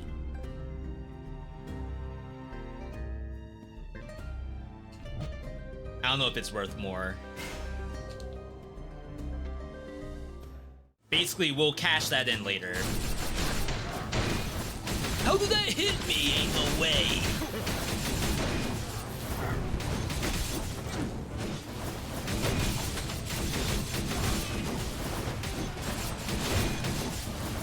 Chat, we may have made a mistake.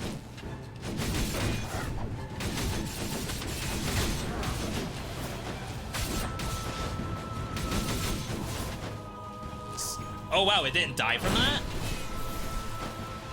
This thing gives you a random skull. It costs us HP to do it though, but we have to. Oh, that's a big profit right there. If I were to swap, I guess.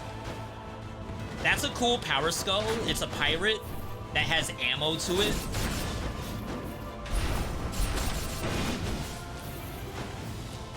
I'm cursed! Unique is a 23. Yeah, so I feel like that was worth it. If we find like a low-cost skull, you take the samurai off and then sell it. Why am I not double jumping there?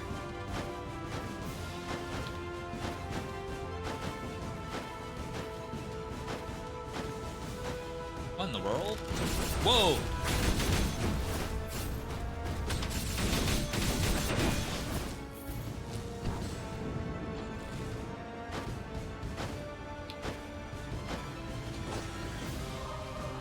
I need money. I healed to full, I'm already down to half.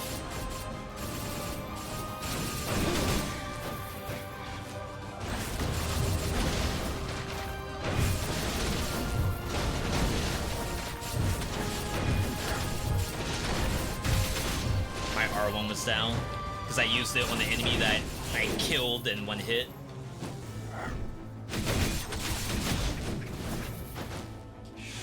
Alright. Someone's still alive. Don't get hit forehead. Tell that to the enemy.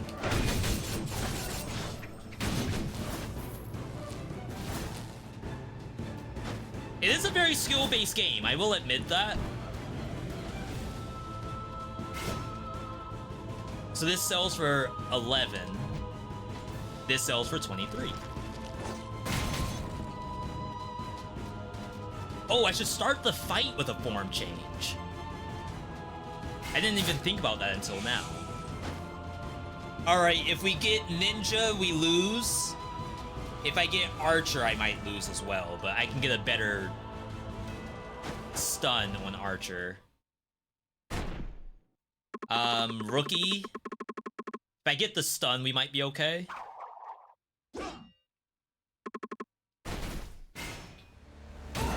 I missed the stun.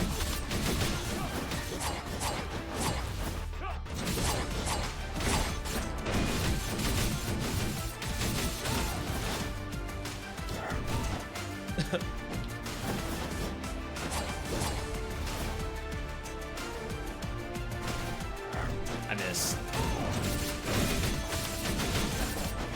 Oh my god, it's like I'm stepping onto the stupid things.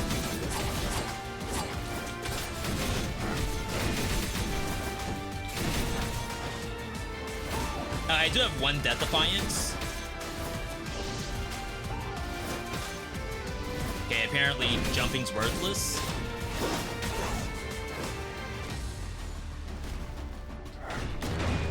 Wow, I lost my Death Defiance for that.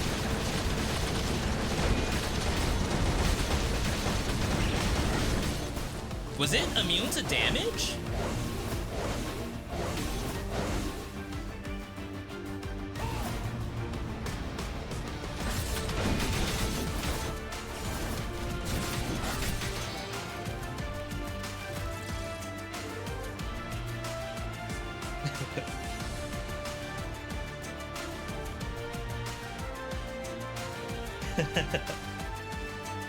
This is what I'm talking about. This is why I don't play Skul the Hero Slayer.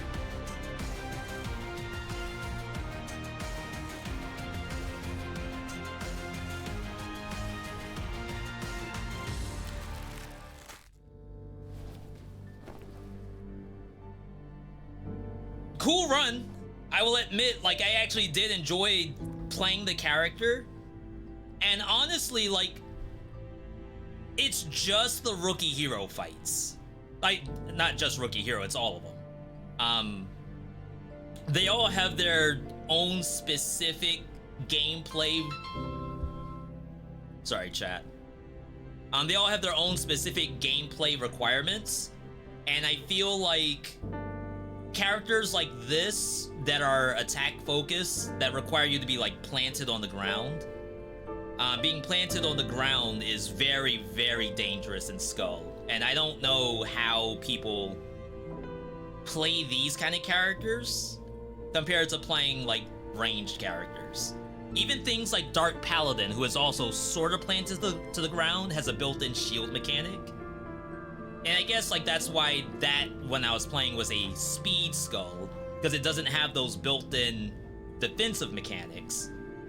I think the swap I did might have been a bad idea too, because I lost the iframe dash. The slaughter attack was okay. I think it's probably about on par with what I had before. But I didn't like the new R2 I had, the double hit. I almost feel like doing the dash instead was a little bit more safer for me. We'll try one more, because like I said, Skul runs are long. And like we are gonna still try for dub a day. I just want you all to understand, like, this is why I didn't want to do Skul first and dub a day. It's so hard. And then I think I took this, but this is money. Close range equals run revenge. And like, maybe I don't watch enough people play Skul the Hero Slayer, because like I would love to see a Beals video that was like not revenge. Oh wow, had an omen in it. No, I feel like at certain points, like you don't even play Skul the same way as new players do. That's why I said this game is kind of like a 5 things I wish I knew kind of game. It's like played in a different way at a certain level, where it's a lot of like watching, waiting for a dodge, and then doing like one attack. But how do you do that on that character when you can't do one attack? I have to spam. Like once I go into demon mode, it's spam. Ow? Someone said early game is the hardest. Only if you play like this. That's not how early game's supposed to look. Yo, this is the one right here. If you're feeling cheesy, try a chase build.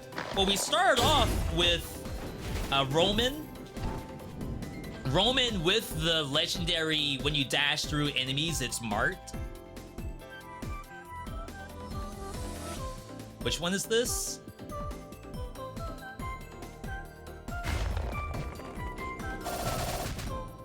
I actually like that. I don't think it's very strong, but it's fun.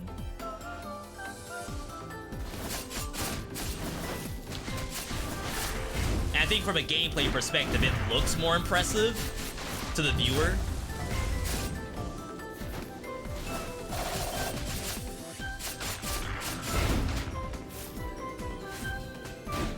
I don't think Clown at max level is gonna perform. That's the only issue. Oh, this is another omen.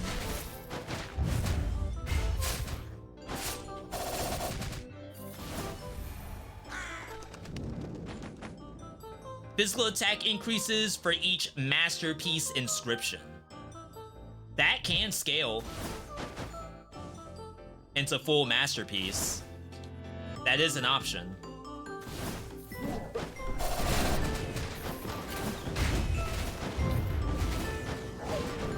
What the dog doing?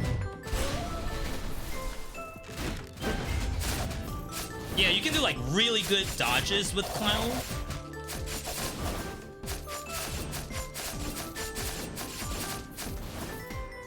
The Thief is also very good at like dodge kind of gameplay.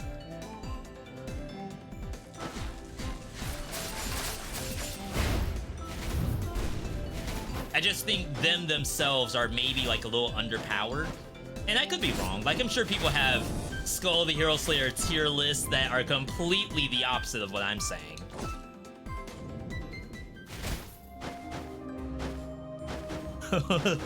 See? Like this is... Am I playing on a fixed seed? This is the second time this has shown up.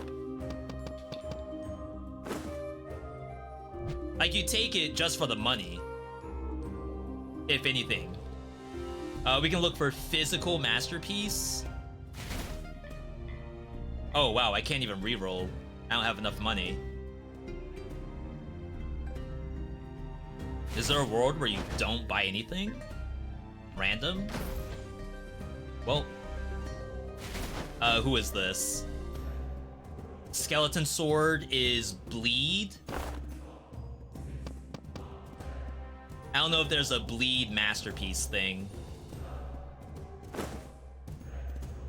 And it's not very good value because that thing's super cheap. There is bleed masterpiece. Ooh, that sounds good. Yo, McMike. 69 nice months. Appreciate the support.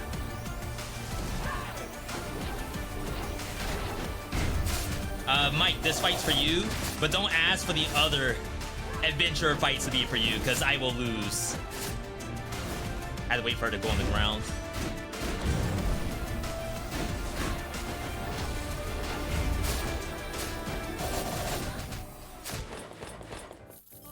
See how impressive the fights are with the movement? Rider?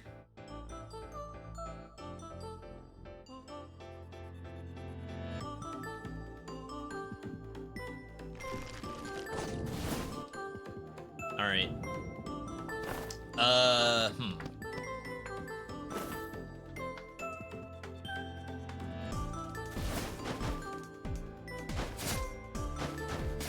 What were you all saying about... Oh, okay. So it's this one, it's the one next to the sisters. And then what's after the sisters? For those who know what that is.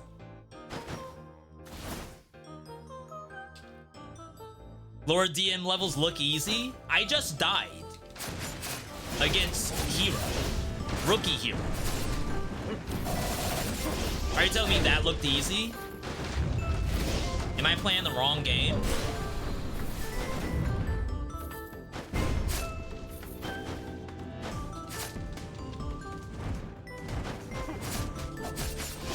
I still got hit by the freaking thorn.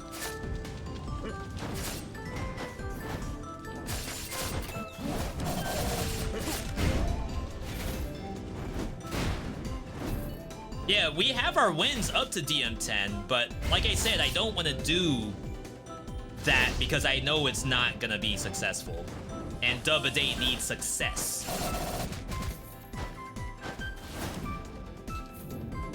Those traps are specifically placed for that to happen.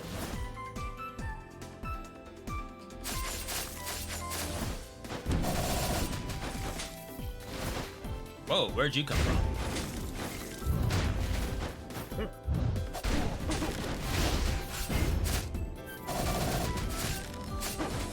My life!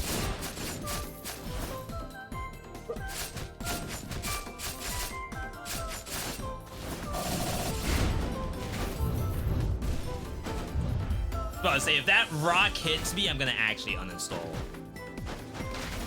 Yo, Nyan, it's good to see you. Hidden Blade Chase.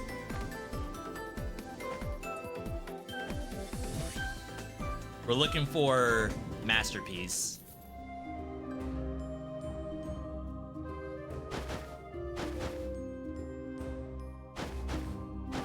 I'll do 5.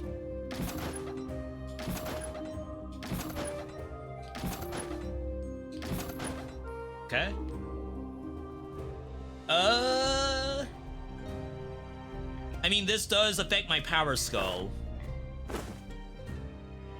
I won't really have enough to get the masterpiece inscriptions we're looking for.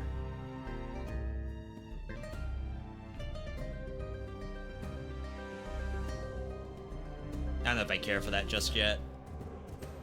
Wasted your dub a day? Every time you lose in dub a day, it's a waste. But like, is it my fault that I got blown up?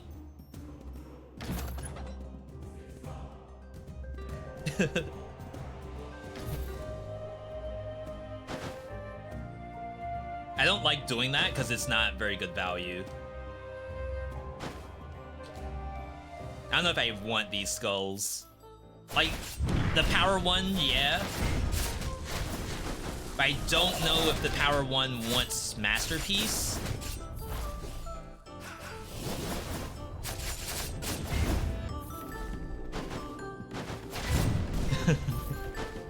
No.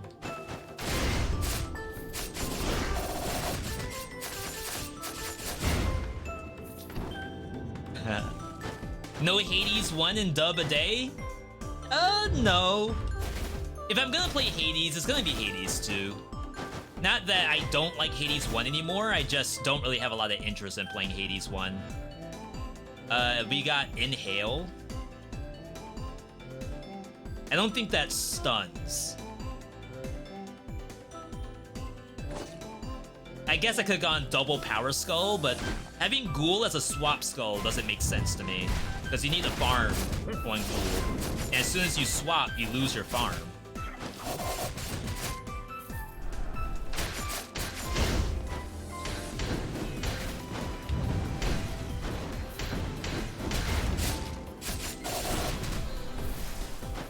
Don't get hit, forehead.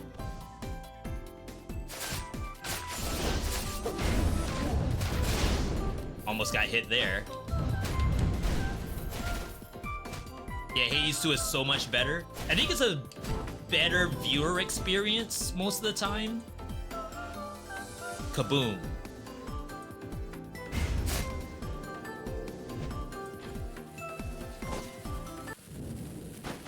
This is like the best version of this, right? Is if you hit Kaboom.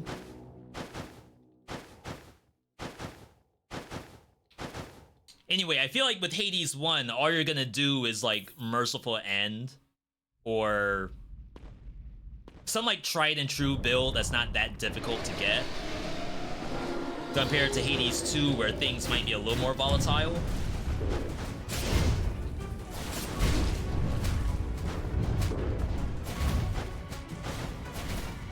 That... How did I not dash through that? I just lost my Death Defiance.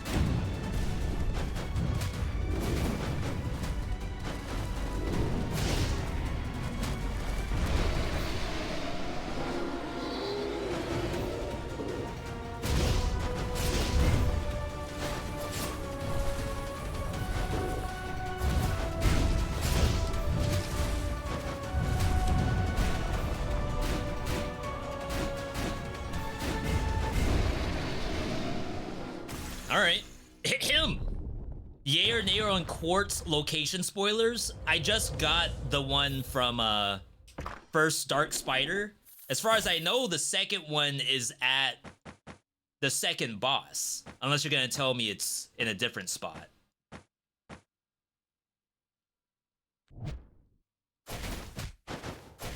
Infinite Bone with Kaboom. That's like not good, right? Shop under the cats?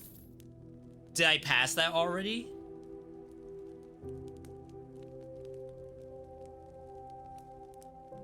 Oh, I probably passed too many then. Stun duration decreased by 50% upon stunning an enemy. Deal additional damage. We do have some stun in the kit.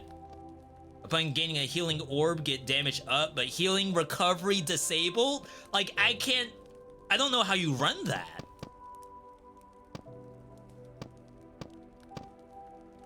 Like, I gotta play for safety. Because I'm, like, behind on health. It just costs us money to get this stuff back. That's the only issue.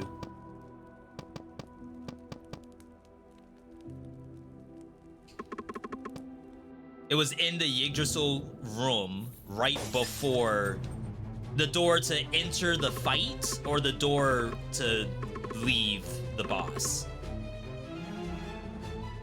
The exit door. Okay, got it.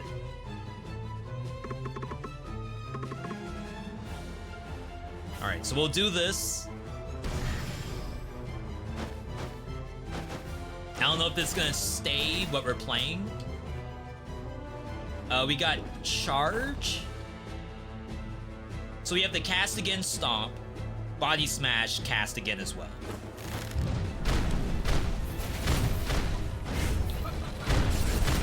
I'm not in front. Like this I can play. This is easy. Famous last words, I guess. Maid-sama? Shoot. I feel like I have to go money to search for Heirloom. Not Heirloom, Masterpiece. But all of my other stuff doesn't line up either. It's like I need all of it.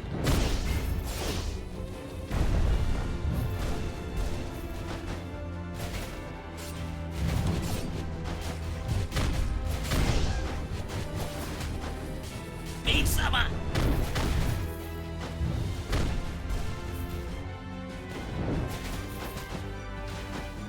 I made a point of getting 100% in this game, though hitting all bosses. Good for you. Again, like, I actually do really enjoy this game. I think it's great. It's just to play it on stream without being a giga expert at the game, I feel like it's not enjoyable for me. And that's a me issue. I've talked to a lot of people about that, where like I don't want to play a game if I don't feel like I'm very good at it.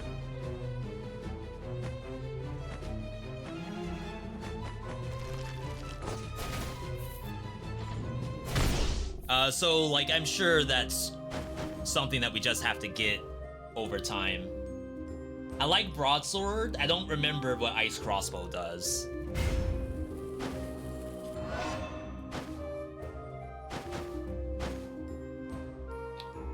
And I think this character wants heirloom. I keep saying heirloom, it's masterpiece. I don't know why I'm getting heirloom.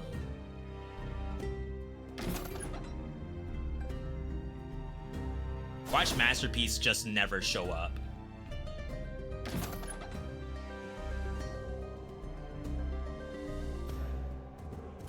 Mana cycle.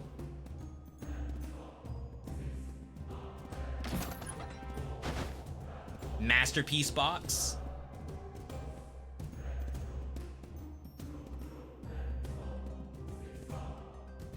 That's convenient.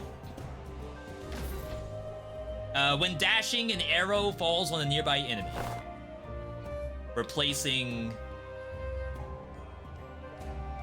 The mana bracelet's not awful, I suppose. Replacing inner flame. Alright, so... Prisoner, when attacking enemies, there's a chance to get cells. Every 5 cells gives you a not permanent buff, but a 30-second buff, which is almost permanent. Broadsword is a heavy swing. Ice crossbow is actually magic damage. I didn't know that. With concentration.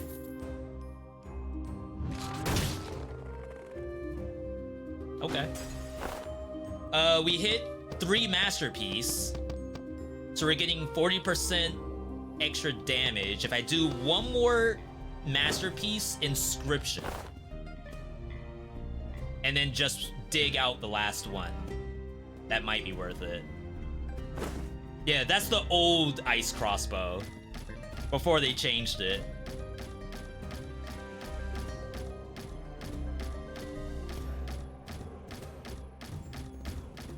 Chat, is masterpiece not in here? Oh my god, it's not in there? Prisoners like ghoul, if you swap, you lose. Thank you.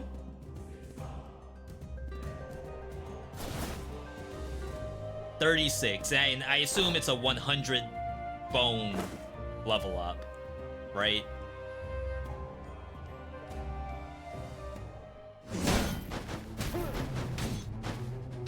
Oh, this thing's a down slam?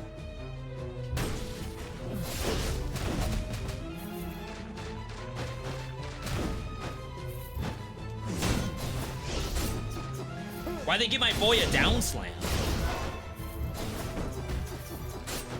Like, is that in the real game? Is that in real Dead Cells?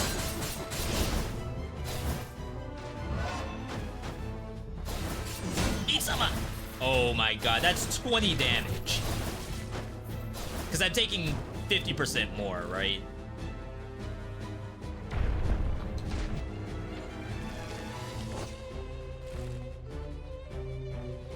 Down slam wins.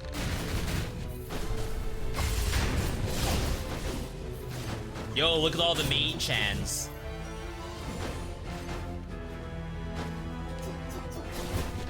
We gotta focus a little bit. What an awful room down there. Like, that is actually despicable. And we gotta take out Alfred. I'll wait for the L2.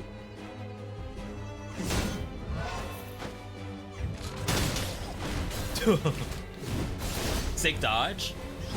Oh my, I'm actually gonna die.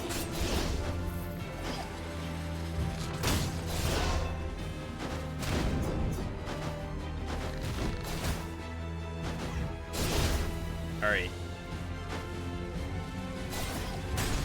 Bruh. I thought she was gonna attack to the right. She's changed directions. 07's incoming? No. No, we have a freaking adventurer fight coming up, so I have to do that hitless.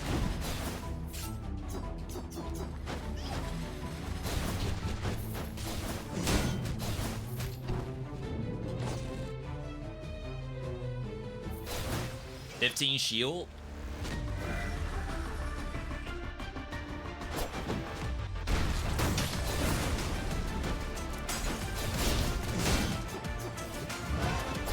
Wow, I took damage for that. That's unfortunate.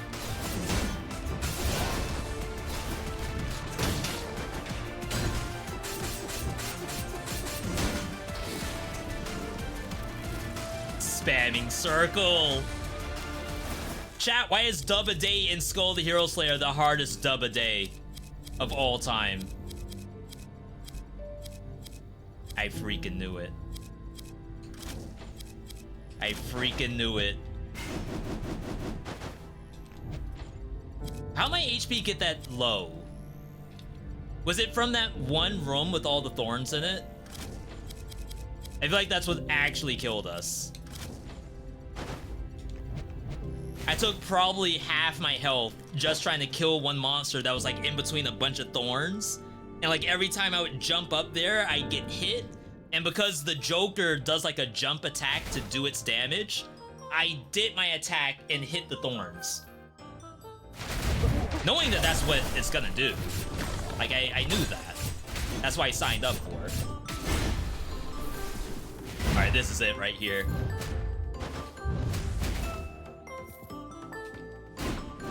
Chat, go ahead and pre-jack your I was here.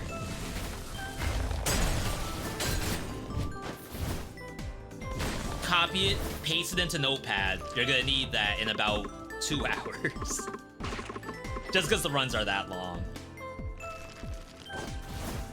Treant's good, I just don't want to play it. For early game, I'd rather just play Minotaur, because I can do stuff like that.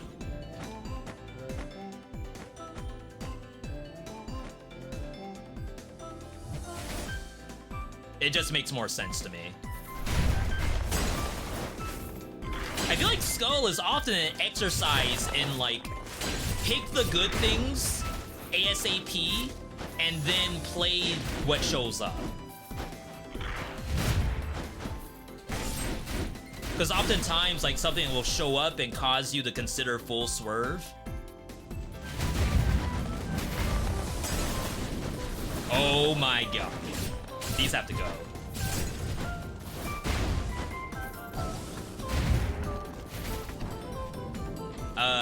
No thank you. Trees hard to play?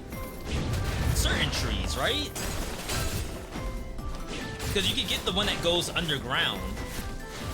And that's an iframe. But then, I don't remember what the full evolution of tree is, but I think it has some stuff that hits the whole screen. Which, of course, hitting the whole screen is exactly what you want to do in Skul the Hero Slayer. We have level 2 bleed. I have done some gargoyles before.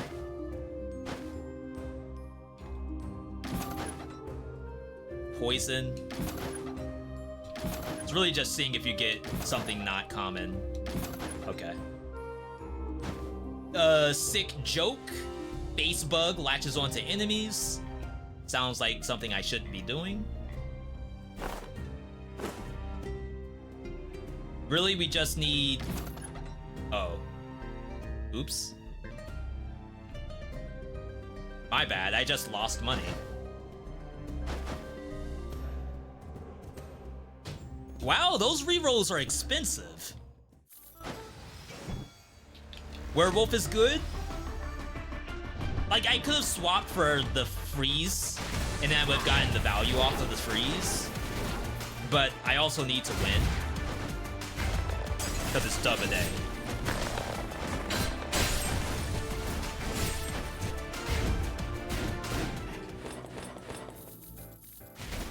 I was about to say, that freaking lamppost back there. What in the world? This is a legit item. Stun an enemy. Oh, stunning an enemy deals additional damage. So you have to get stunned first. When using a skill, you do a shockwave that stuns on an 18-second cooldown. Wow. Spirit of Death. Full Oberon swap. Could have been an option. I got Beast Leap, which I know the other one had Beast Leap too. I just don't trust Werewolf at high level. Because it's another speed skull that requires auto attacks. Well, maybe it doesn't. Maybe you can play Werewolf as a skill user, which is just L2, like L2 spam, and then you just form change out of it.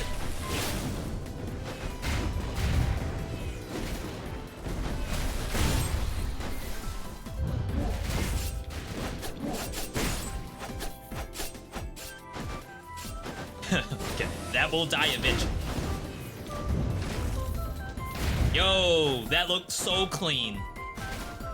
VeeDotVod known for his Skul the Hero Slayer gameplay.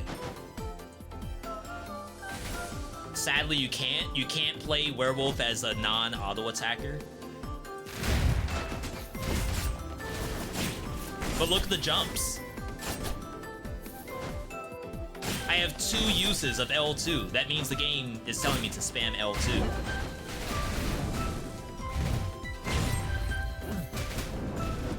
I can play this as a mutant.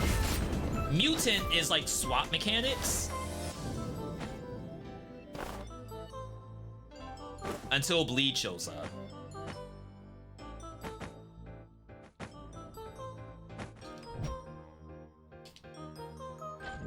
Werewolf can mark enemies so they take more damage.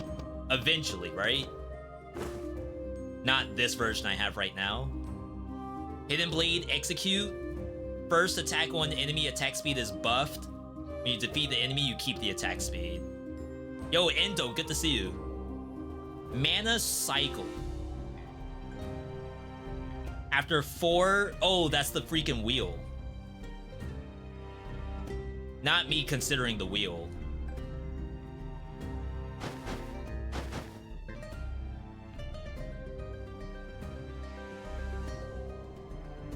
Surely it counts each pounce, right?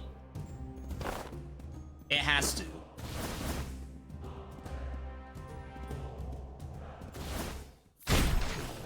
It does. Alright, chat, new build just dropped. Beal's approved build incoming.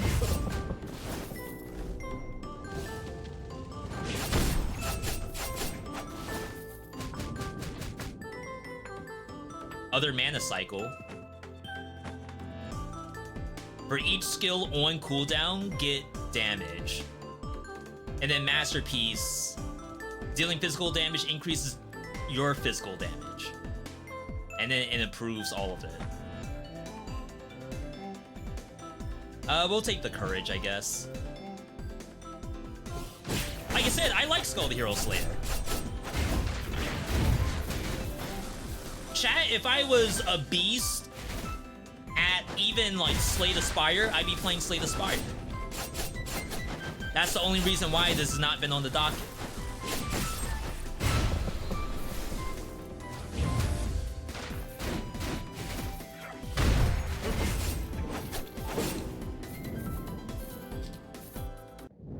A few hours in this game, you liked it, it's very charming. Yeah, and if you haven't played the game since like the first year it came out, they added a complete end game. No, I should call it an ascension system. They added a full ascension system. That's probably one of the best ascensions in action roguelikes.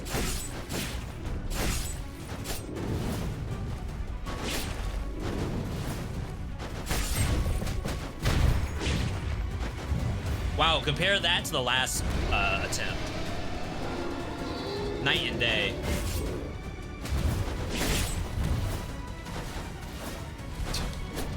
That is unbelievable.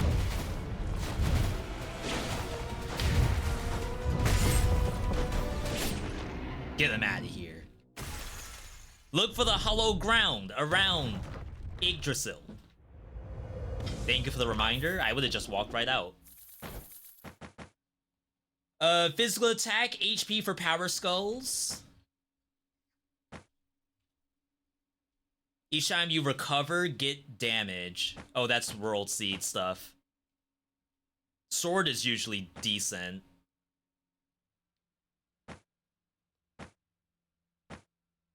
Manacycle heirloom, magic damage. I feel like I didn't really hit.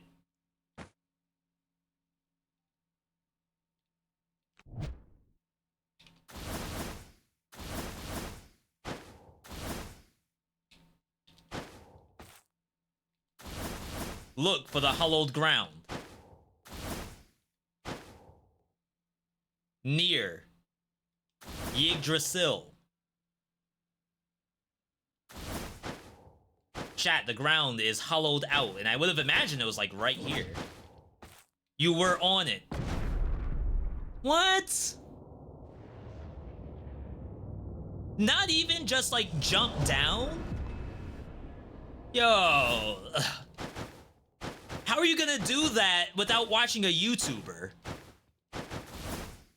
Like, I get it. As you get more invested in these games, you'll do the research, you'll go to Reddit, and then you'll find out on Reddit or Twitter that if you jump on that spot 3 times, the floor breaks. I understand, I hear you. Essence cooldown reduction. I think we want on skill use. When using a skill, the cooldown of a different skill decreases. But we don't have multiple skills just yet. I used to have a really good starting method here. Maybe you just get Death Defiance as a starter if you have like no set plan.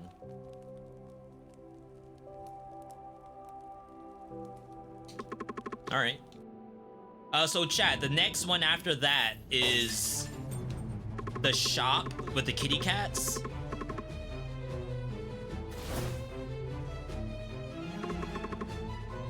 Do I want to do that? Knowing that we're sitting on execution axe?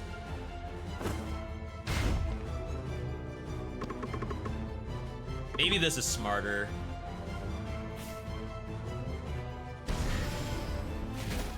Bludgeon. Charge forward, dealing damage, press it again before the charge ends.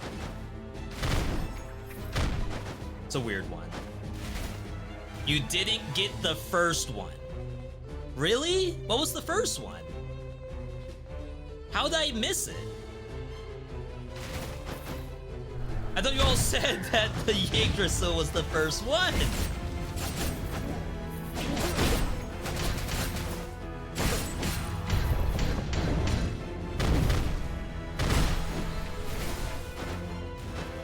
It was in the first Arachne one. Oh, that means I haven't seen that before.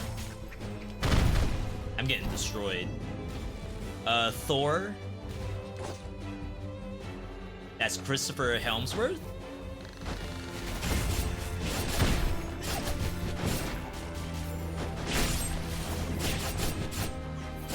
Yo, look at all these maid samas. It's like we're playing Zenless Zone Zero. Hey, that's a good game. Someone said that. I don't remember when. But obviously I was doing the bit to make fun of ZZZ, and then someone said, hey, that's a good game. I'm not saying they're wrong, it made me chuckle, because it was like a very fun response to the bit.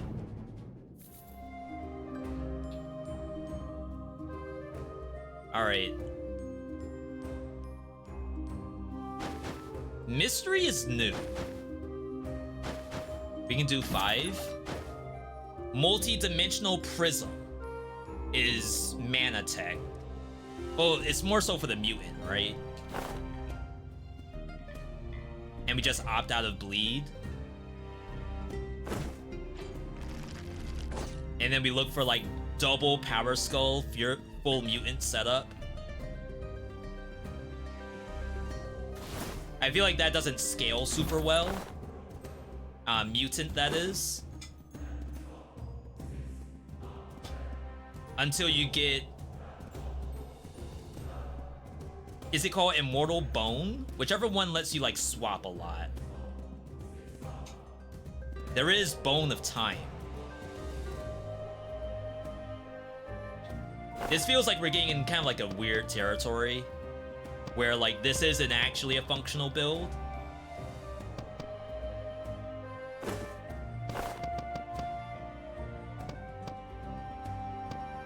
It's gotta be Sage's time.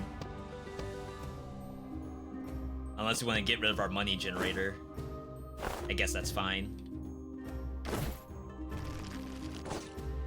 Like, it's cool in theory, but I don't think this is how you beat Dark Mirror level 4. Which is not a very high Dark Mirror level, just to say that.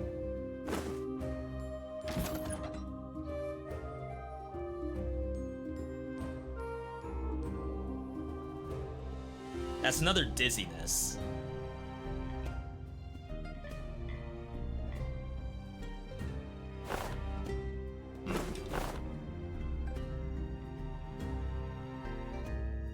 Sage's time is courage, so we'll be -1 on courage.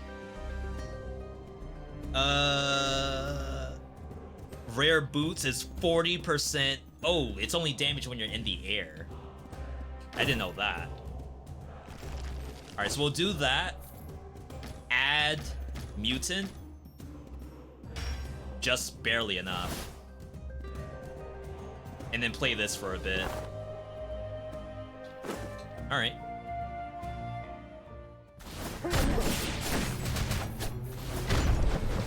I guess we should be swapping whenever it's possible. Oh, that has a cooldown to it. Okay.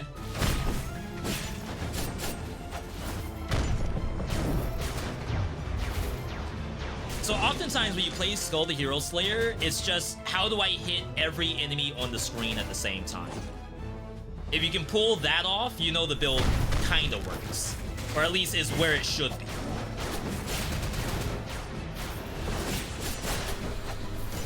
Like, imagine that hero fight I had, where I had to play melee, except I can hit the entire screen, right? Swap way too late. I'm not playing Hunter. I hate playing Hunter. We had to get all 6 in one. Yeah, I guess I've never seen the one at the Spider Lady. Or if I have, I completely forgot about it.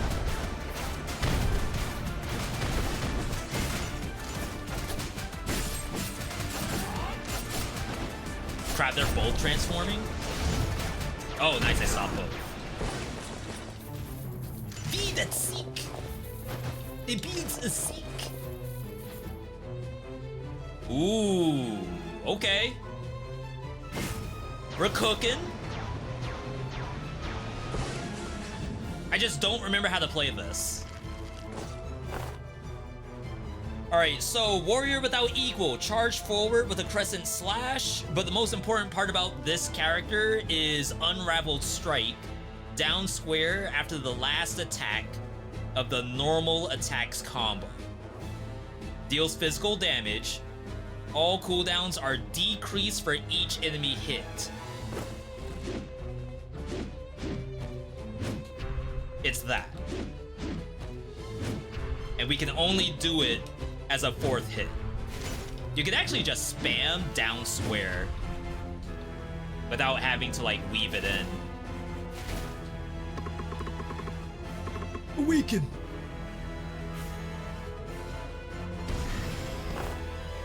So now we have Warrior Without Equal. The next Unrivaled Strike has a larger area. And then Unstoppable right after. Press it repeatedly to do Crescent Blades.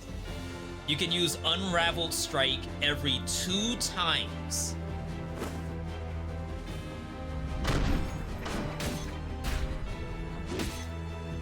Oh, I had to do it quickly, I think. So it's like L2, R2. Huh. I'm only getting it the 1 time. It's a janky character? You're telling me that now? Yeah, like I can see it highlighted, but it's like not actually letting me press the button the 2nd time.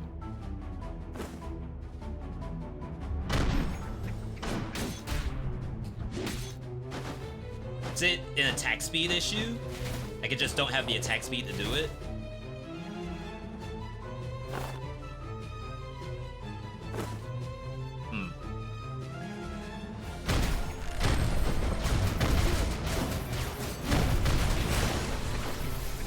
Did this game ever add transparency options?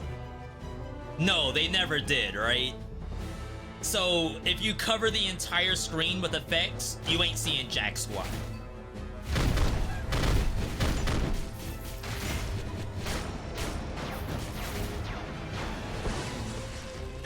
Good luck seeing your screen. In fact, maybe even the build is anti-synergy, because now I can't see the screen anymore.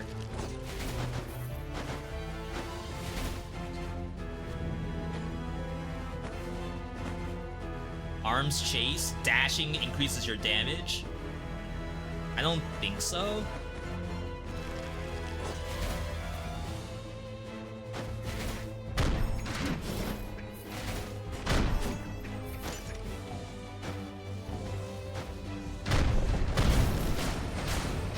I was saying, how'd I go back there?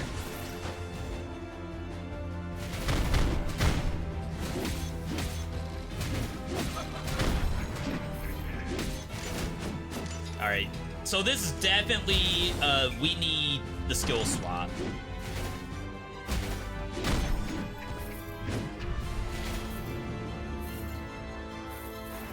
We need the good witch. Oh, dude, she's here! The good witch!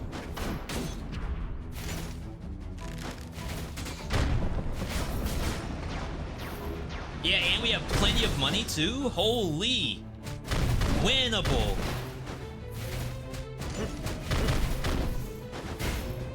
Chat, Dub-A-Day is back on the menu.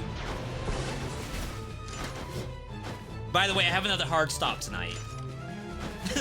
Pre-recorded content, show controller. Buster's been laying on the controller all day. I'm not gonna disturb him to just show you all the controller. Alright, Unrivaled. Jump forward, smashing the ground. The next Unrivaled strike lasts for longer.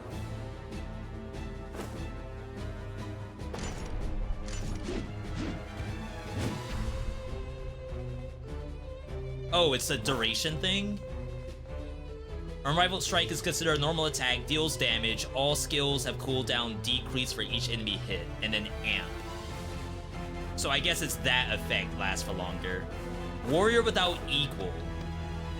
We might have to level up one more time to see if we're ever gonna like truly utilize this kind of stuff. It's a power skull, so like that's the most important part to me. Alright, Bone, Courage.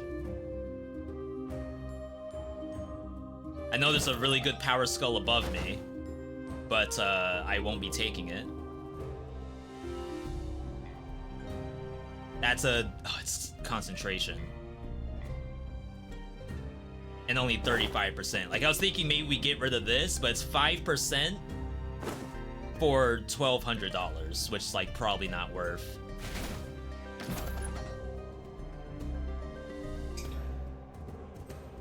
That's bone, but it's magic damage.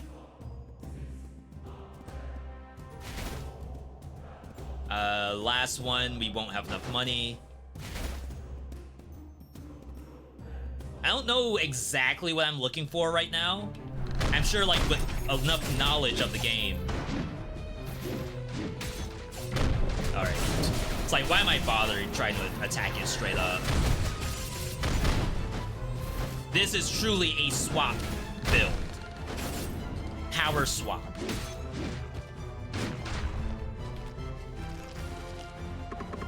I'm free. Take this. The bones of your brethren.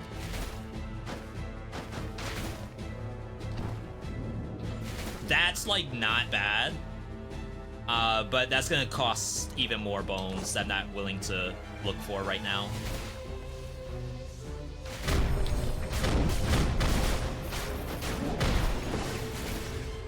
Minotaur, I think, is just good. The only issue with Minotaur is that he's so big, you might die due to not being able to, like, stand on a pixel in the sisters fight.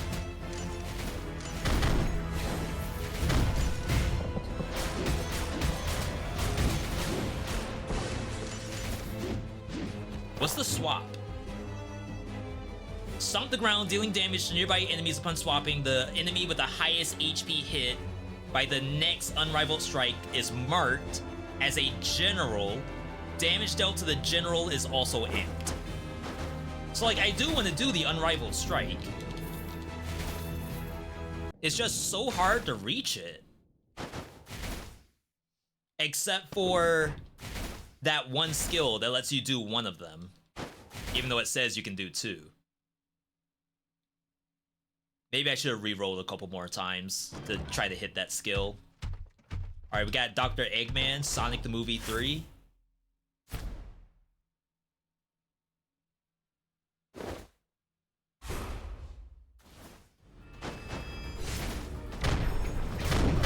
How I only stun one?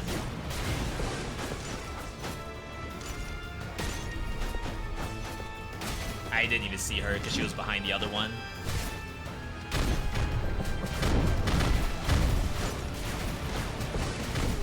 Okay, she died to every other effect except for me.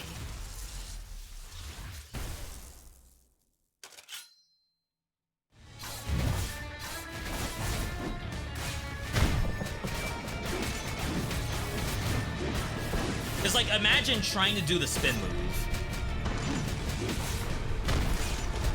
It's like I'm trolling.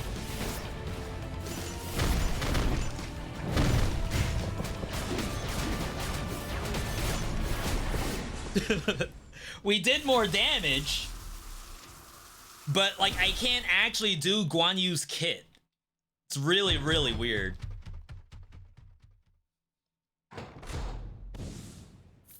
All right, what did we get? No shinies. When swapping, increase attack speed and crit rate. Antique. That's better than this thing, right? We lose execute. No, this thing. We lose revenge, but we only had the one stack anyway. I know one of you all said, V, if you're playing melee characters, you need revenge.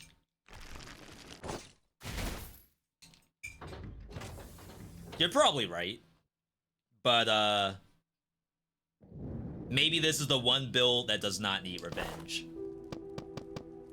Freeze duration, max HP decrease for you and all other enemies. Now this, you may think to yourself, is god-awful, but consider 30% less of a boss, right, is worth so much more than 30% of my health. Right? It makes perfect sense. How could you not take that? Swap stuff?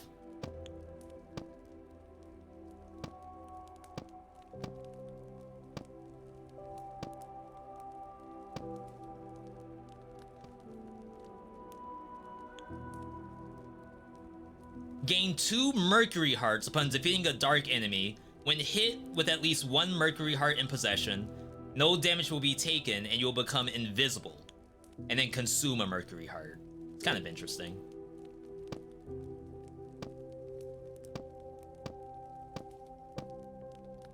Might even just take the hard shell.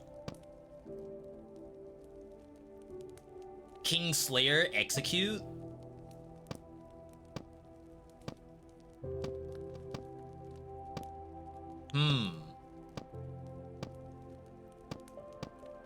Chat, is there nothing for swapping? That caps out at 25.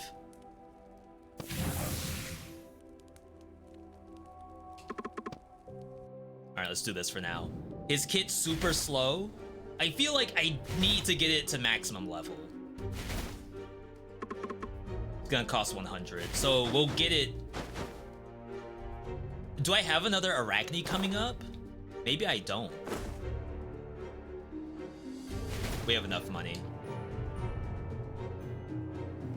Like, I have played this before.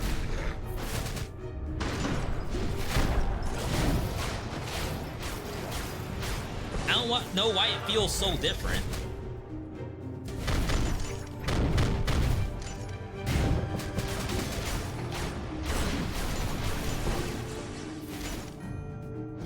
We're now getting an attack speed buff when we swap. That's how you do the spin. Holy.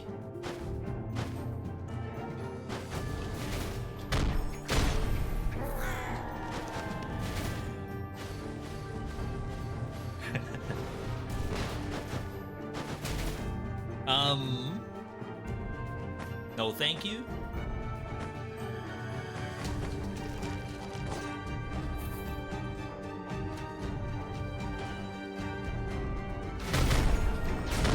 I know that did have some brawl tank in it, but I don't think that's the move right now.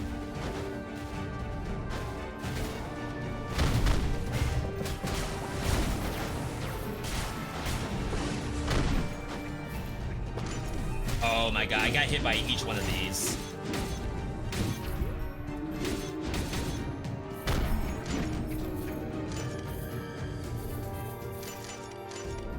Okay. Minotaur is so much better than this? No! This is legit.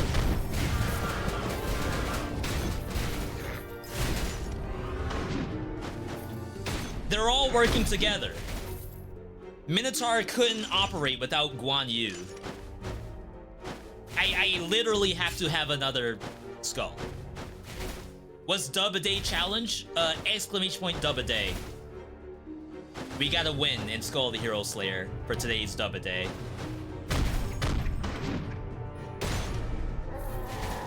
Help! Does this thing come down here? Wow, it did. Last night's dub a day was one game as well. Like, it took us that long to get the win because it was very, very difficult. This might be the same scenario today. Magic damage. Skill cooldowns, but it's common.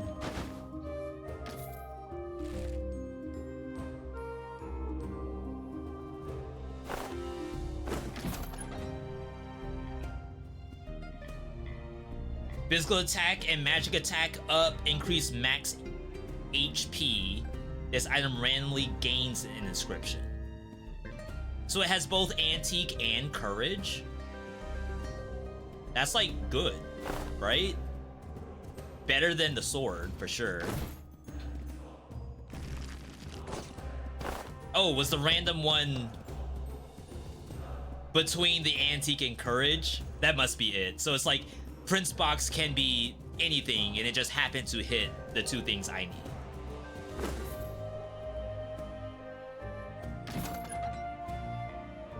Never seen this before. Is it worth it to go antique here? $1,000 to get 45% damage reduction when your HP is high. It's probably worth it. I think ideally you want to do that no matter what. Alright, so we have our 100 bones. I guess I should still go for bones because it's part of our level ups.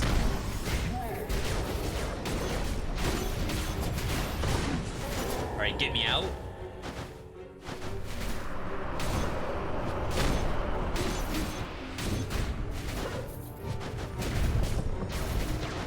Wait, That, oh, it just died. I was about to say, this thing's still alive down here.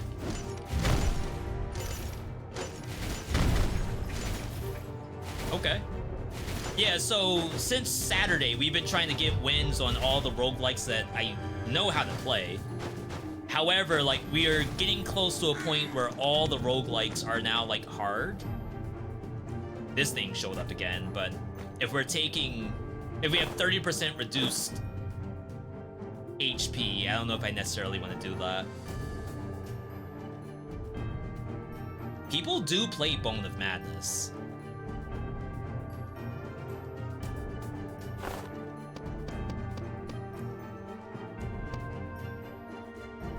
Execute.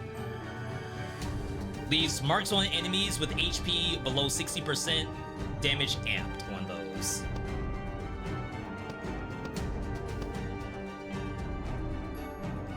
This thing's gonna have to come out at some point. Okay. So we need some kind of courage option.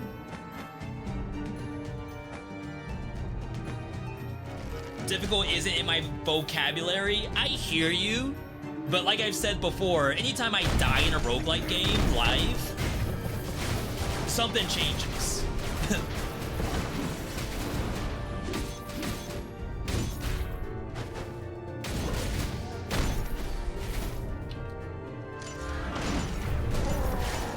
It's like all of a sudden, like, I don't know if I want to play the game that much more. I'm gonna leave her so she comes back later. Yo, Feline, welcome back.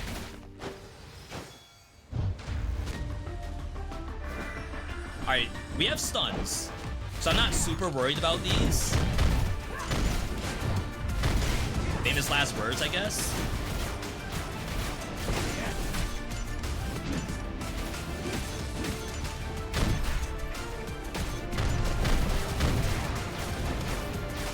I don't know where the ninja is. That's the execute. Second one. The ninja's gonna solo me.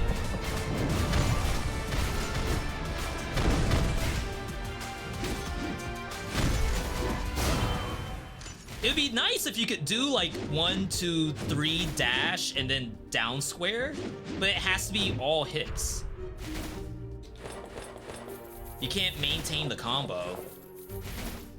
Like with stun, I guess it's supposed to be easier, but in reality, that's not how it's working out. Again with the Raven Lords. I mean, I guess you take it. I could actually get HP. Yeah. Is that what I'm supposed to do? Just take the HP? Awaken. Guan Yu. Now this thing can actually perform its job. So the down square has a lot more words to it. If you use Unrivaled Strike after using a skill... Oh, yeah, it's actually changed. Performs Unrivaled Strike with down square after the last attack of a combo, a skill, or a swap. So now I can, like, L2 into. If you use Unrivaled Strike after using a skill, and if this sequence is repeated 4 times, the next Unrivaled Strike triggers an invulnerable heroic Unrivaled Strike and increases the casting speed of all of them. Sure.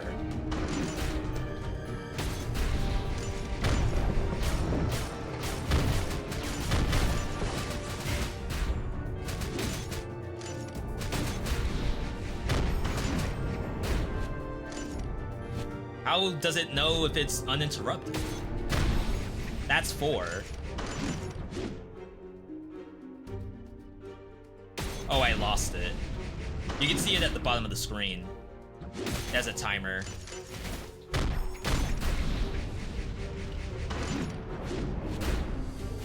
Oh, maybe it was that. And now I'm up to 5. Interesting. See, we're still surviving and thriving. Yeah, I would agree with that. The only thing is that there's so much gameplay here.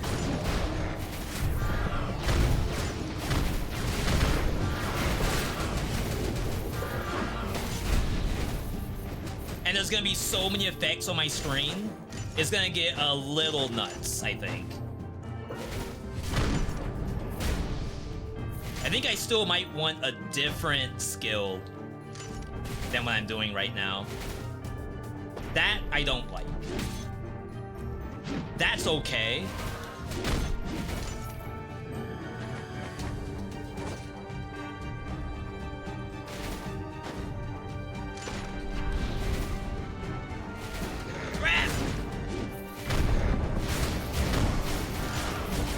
Oh crap, I started the fight.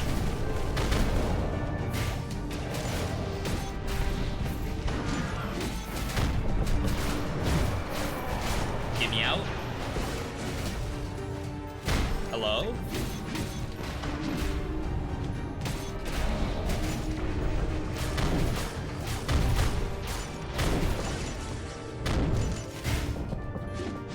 I keep forgetting the actual swap, which gives me the spin. So there's a little bit of get good in here, but so far seems to be pretty fun. Oh, we gotta go for bones. Unlucky.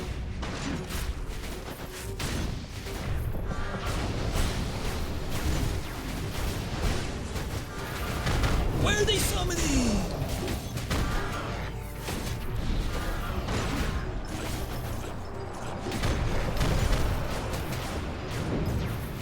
Stopped it. Chat, if you have no idea what's going on and you can't follow, that is perfectly okay. Perhaps by design. I feel like it's actually a fairly difficult game to follow what's going on.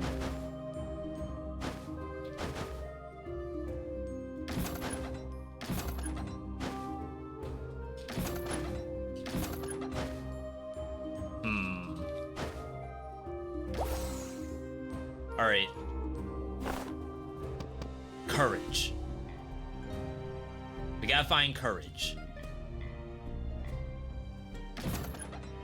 A lot of arms today. A lot of mutant too. Swapping brings out your inner malice, dealing physical damage and poisoning nearby enemies, increasing physical attack for 12 seconds? That's like kinda legit. Where are my other mutants? Prism? Fellowship. When swapping, increase attack speed. That's also my antique.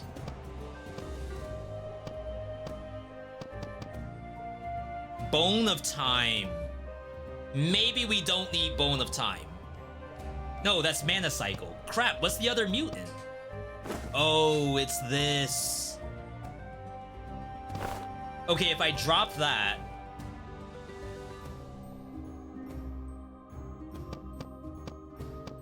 Drop Bone of Time.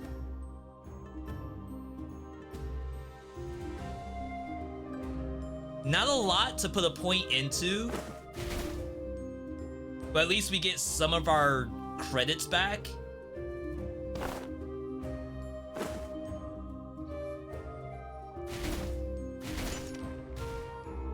Poison. Using a skill releases toxin that poisons enemies. Doesn't really tell you what poison does. But I feel like a 60% damage amp probably can't be skipped. We lose 1 mana cycle.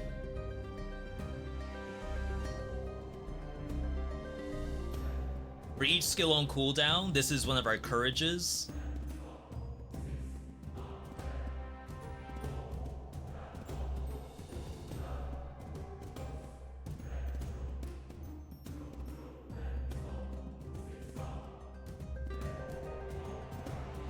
Tough call.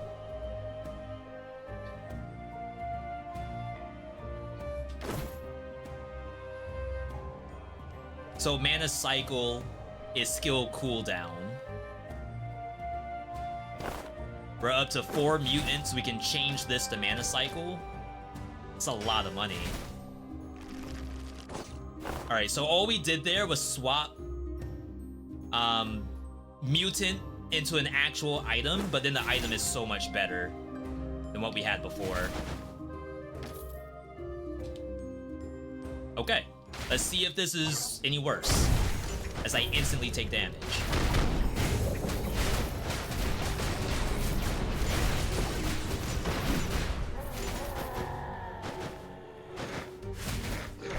Even those hit me in the air. Alright, we sell that. We're gonna go for money since I need to heal myself.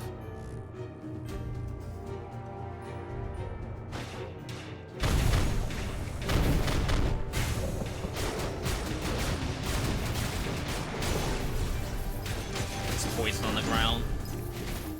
I do get shields whenever I swap. I don't remember if it's on the cooldown or not.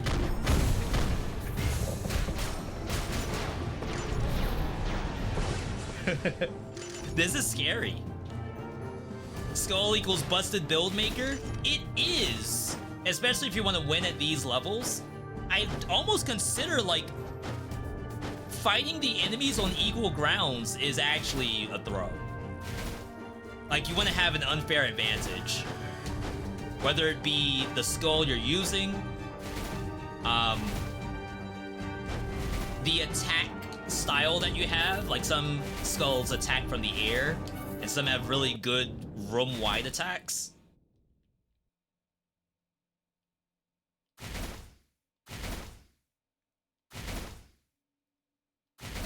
We have stun. Only game I watch where I can't take what I see on the screen and apply it to my own skill. Same. Literally same.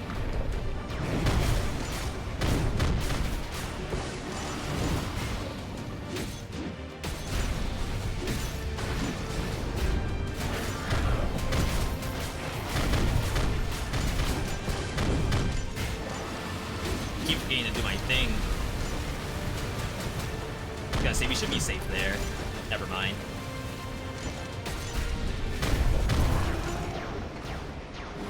Alright.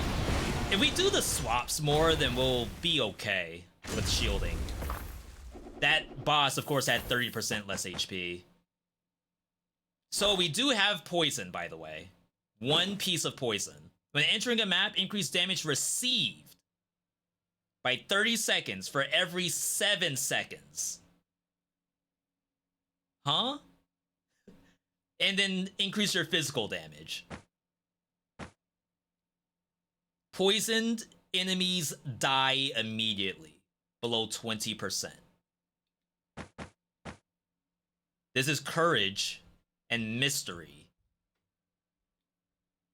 4 feats are given to you, and they grant you beneficial effects upon completion. I've never seen that before.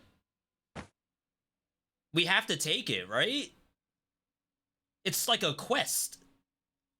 But I'm like close to the end of the game. What's my other courage? Yeah, that's actually worth. Alright, what are my quests?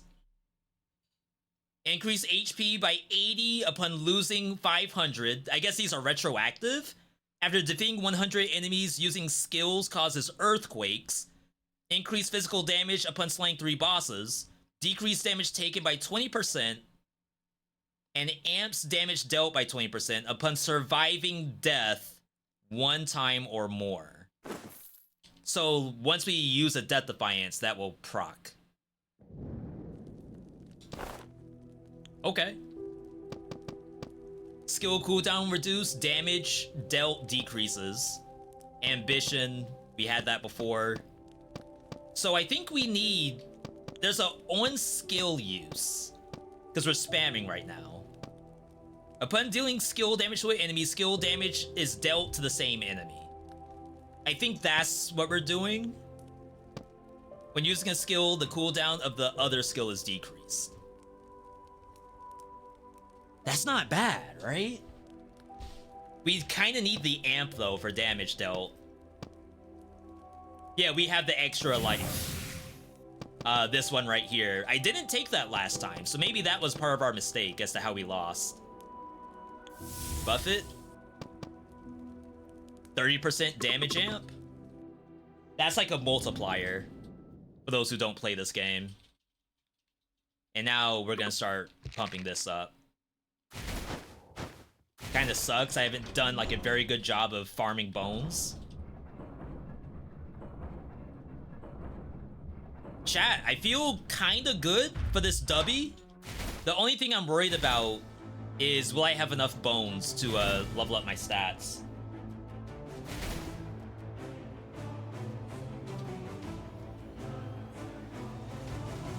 Someone's here.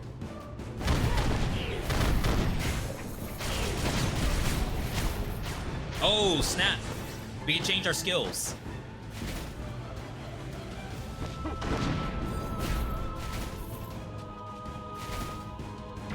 What's up? Alright. I'm okay with all the Minotaur stuff. This I'm not as okay with. So we got Warrior Without Equal, which is the dash, that's good. And then Unstoppable Advancement. Press the button repeatedly to brandish Crescent Blade 2 times, dealing damage. That's the one where you can use it twice. Damage dealt with normal attacks are amped, which is basically the Unrivaled Strike, I think. It doesn't work!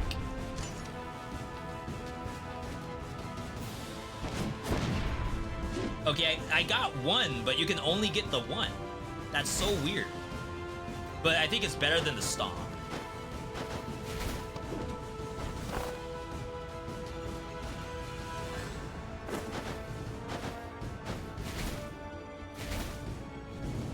Alright.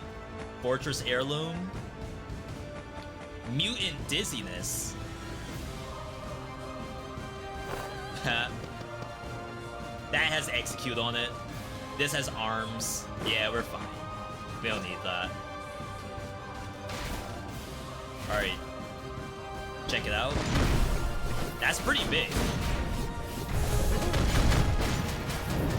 Where in the world did this thing come from?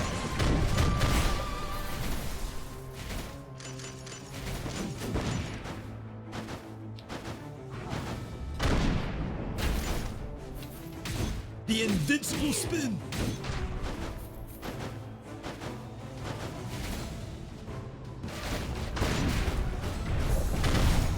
Can you all not be stunned while you're charging at me?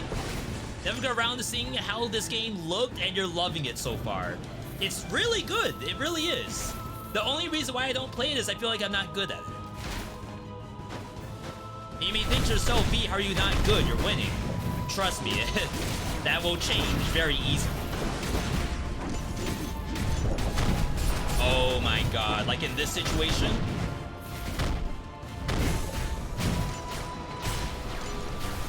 I'm getting damage amped against me as well.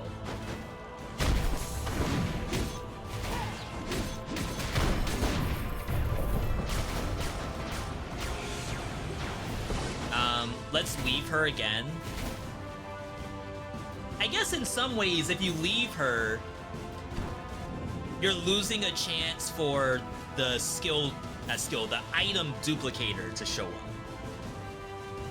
I just feel like the value of healing myself is kind of high, but maybe because we have 2 Death Defiances, maybe we do want to get rid of her.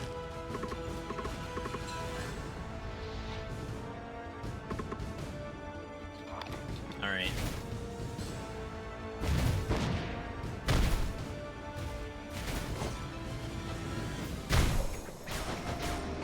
I still don't have a Quintessence either. When you use this, all your attacks are crits. Sure.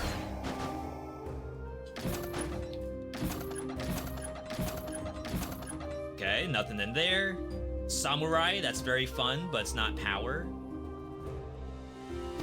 Only thing we care about is mystery, I guess. Unless something super shiny shows up.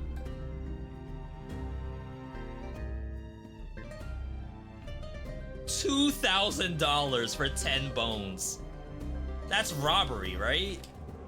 Like, that is such a bad deal. Graphics remind you of a Golden Sun type game. Never played those.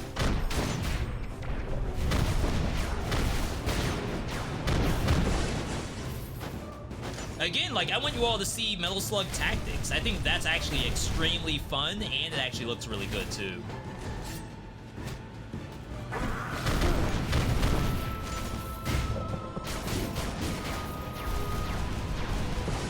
That's just another game that I'd like more hours before I, like, show it.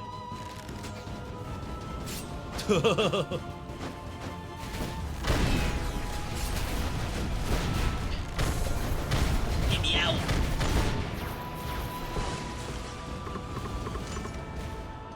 This is a buff. Max HP. Only lasts for a certain amount of time, I think. Dude, it's him! Assault Shield, Ice Crossbow, I know that stuff. V, that's him!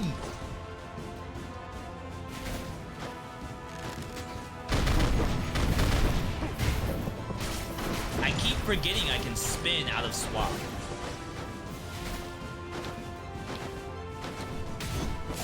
Wow. Get punched.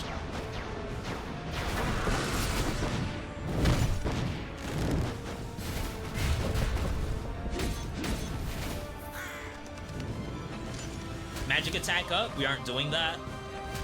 Bone of Mana, we're not doing that either. Concentrate, we aren't doing that either. Alright, chat, this is where we died last time. If we get Ninja, we lose. Just straight up. Don't even bother playing if it's Ninja. Okay, so round 2 versus Rookie Hero. This is literally who killed me last time.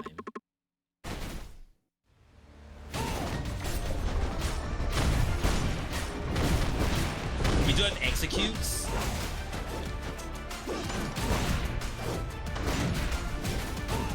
Like, trust me, I don't want to take all this damage.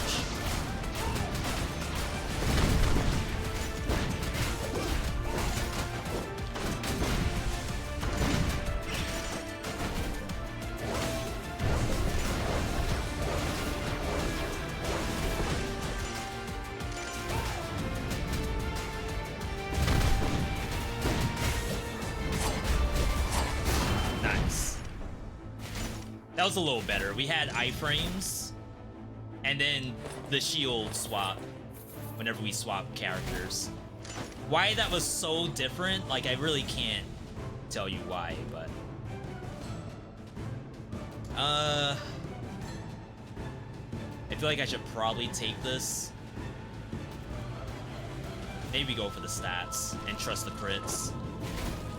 Yeah, night and day difference between the two fights. Literally the same boss.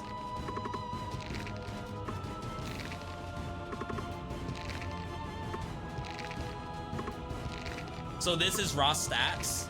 Basically, the game gives you an option to spend your bones, which you would use to level up your character. We have excess right now, so we're using the excess to get stats. Right now, I'm prioritizing health. Assuming that the game can one-tap me, even regardless of having like 200 HP.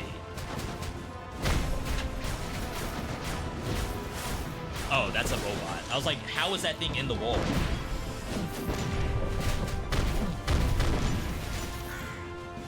Ha!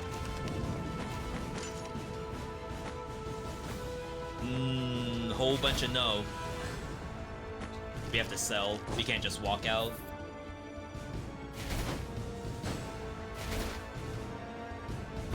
Do I have anyone else in chat who's never seen this game before?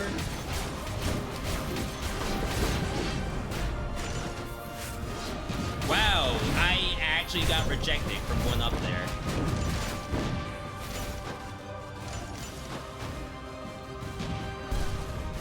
Ooh, we hit! Alright.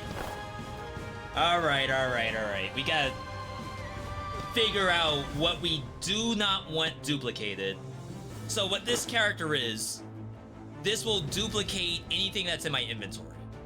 However, most people will decide to sell something in order to like increase their chance to hit something that's good. So Prit's box, I would not really want this duplicated, even though it's like a really good inscription combo.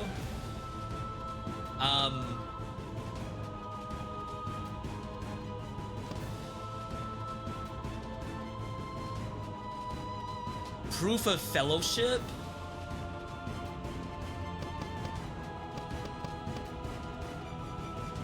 I'll take a duped Execution Axe. Like, ideally, we want to hit Olive Tree, but that's probably asking for a little bit too much. Duped Offensive Wheel.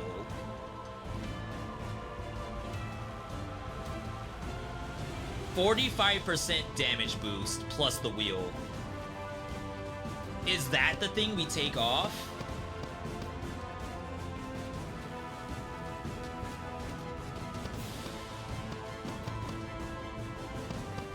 It might be. We can get Antique back.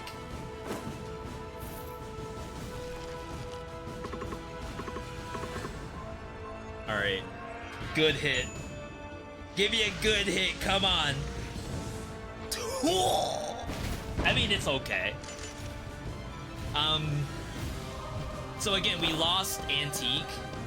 We're on 4 Mutant, so we need to get rid of a Mutant somewhere to get Antique back. Which is possibly the Inner Malice. Because 4 Antique is good. It's damage reduction.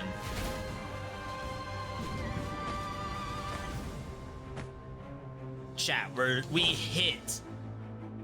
We giga hit. Oh wow, this sucks. It was protected too.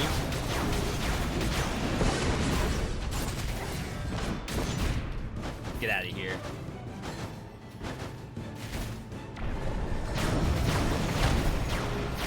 Spin the Wind is gone. I know, but technically we have 2 of these now. Like 2 magic prisms in the air. That maybe a prism does more damage than a wind. Who knows? Like you can kind of see it layered, the lasers. We gotta go for money so we can roll into Antique.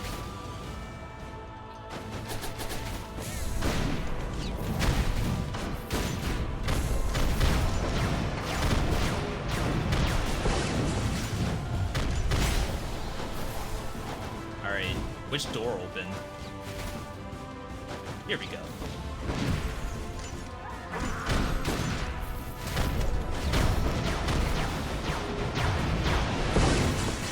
We can still lose, by the way. I never think that Skul the Hero Slayer is an winnable, like, fully solved game.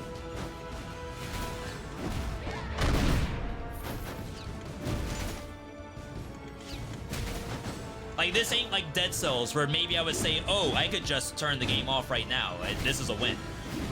As a matter of fact, the devs should just hand me the ending credits.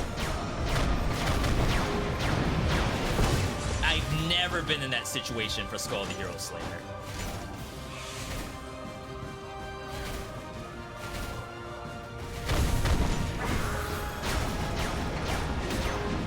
Kind of a unfortunate hit there, but it'll be alright. Alright. So we already have Antique in here. We lost Mana Cycle, so we can ditch Mana Cycle.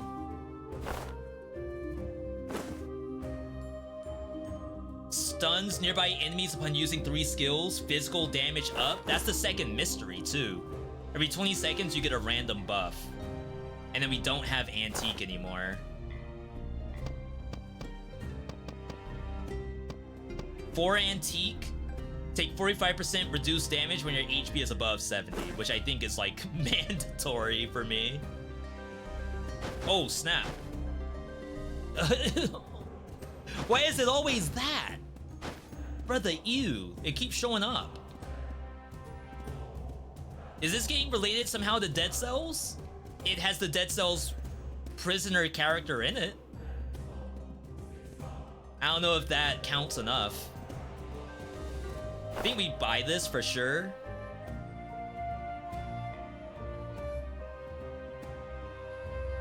Drop Inner Malice. And then let's roll a little bit and see what shows up.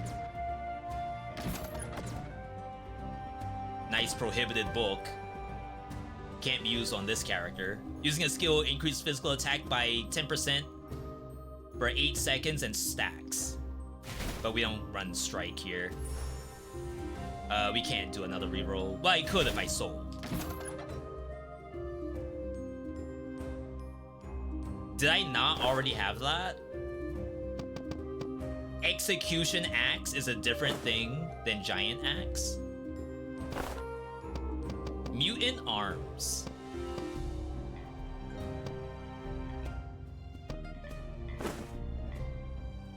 I don't think we need that. I like watching you play the game as I enjoy watching you play Dead Cells. I try, like I said, I would like to be at a point where I could bust out these games. That's the whole point of, oh, we have to change both Antique and this. That is the point of this challenge, is be able to bust out any game and perform.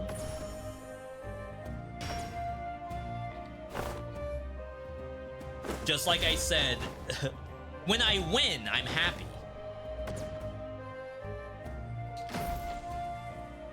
I lost money. Sometimes you could do that and get profit out of it. Alright. Who's real? Wow, I'm so glad I was invincible. Alright, here's the real ones back here. She's hitting the entire hallway, by the way. This is an elite. If anything that's the dark HP bar is an elite. And she just happens to be able to hit the entire room. I took damage.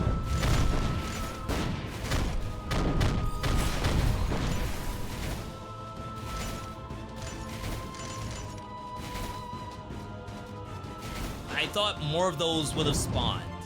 I only had to fight like 2.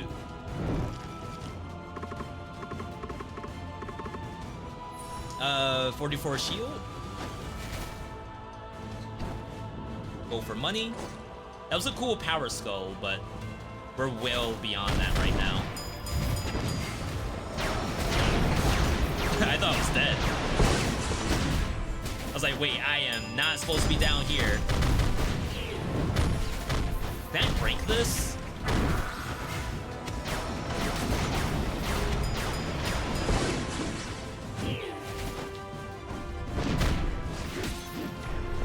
Why does my character take so much effort to break this?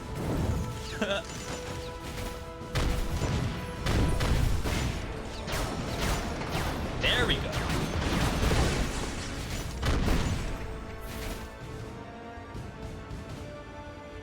Not me afraid of these little balls. Because they'll curse me. I guess I can cleanse the curse. Alright. I don't remember if there's a cleanse in the next room. Chat, the build seems legit right now. Okay, there was. I think the Joan fight's gonna be an issue because it seems to take me a long time to destroy those crystals. I don't know if maybe they're based on number of hits rather than like specific damage dealt. It could be that I have to do the swap. Maybe if I swap and get a good prism off, then these crystals will blow up. Shielded, but I can't really move. Huh.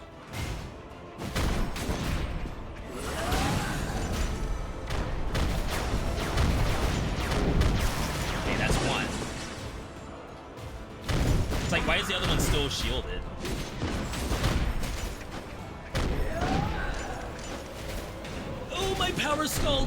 go that far.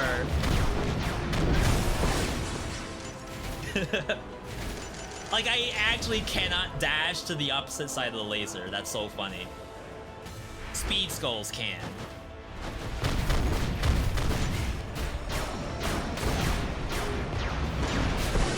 Nice. Good RNG. Oh, I'm getting hit by the stupid things in the center. Can't worry about it too much. Nice.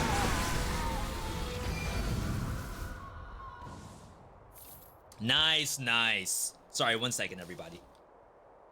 Buster, what are you doing?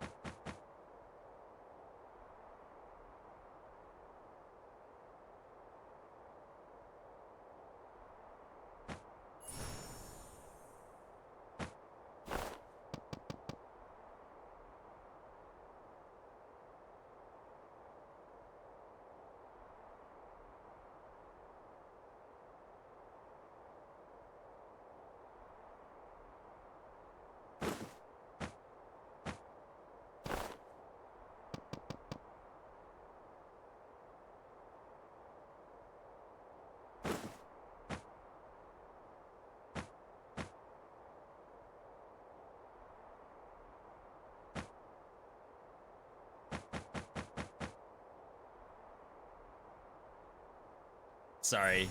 Thank you for the exclamation point mute. Yeah, so I think we take this rear blast over justice served. We're gonna lose 1 dizziness. We keep our execute. But I'm pretty sure 90% amp, well, not amp, but 90% damage increased on item attacks, which is the prism, has to be better than 30% and chance to stun. Again, I'm no expert at this game, so I severely hope that that's correct. All right, last one of these. Sorry, 1 second, everybody.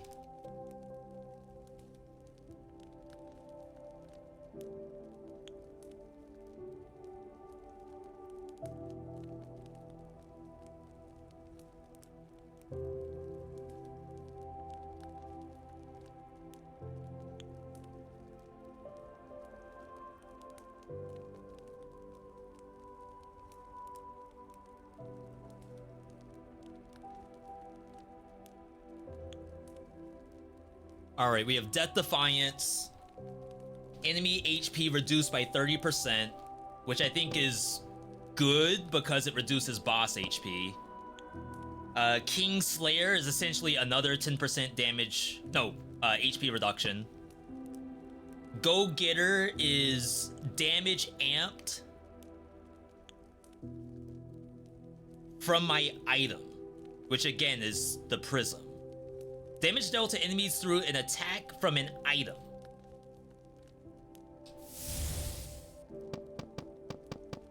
I'm not really buffing my own character. Attack speed increased by 100%, skills decreased, physical attack increased 30% for each artifact and stuff. Gold gain decreased. Wow, that's like good at late game. Like if you don't plan on getting anything else, that's like an easy take.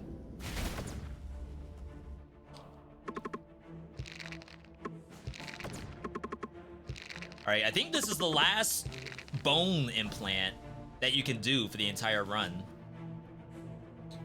Which is like a little unfortunate, because we didn't really do much.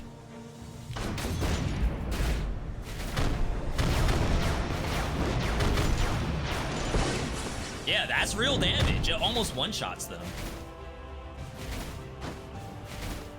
Yo, Monty, good to see you. If I didn't say hi to you already.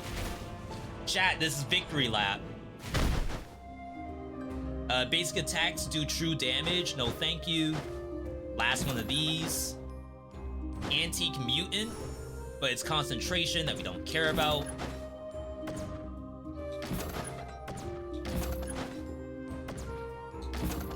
We did not hit on basically anything. We have to do this.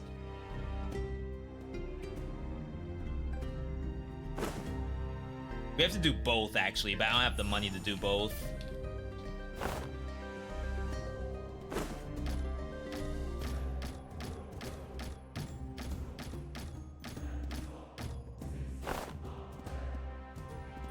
Mana cycle? No.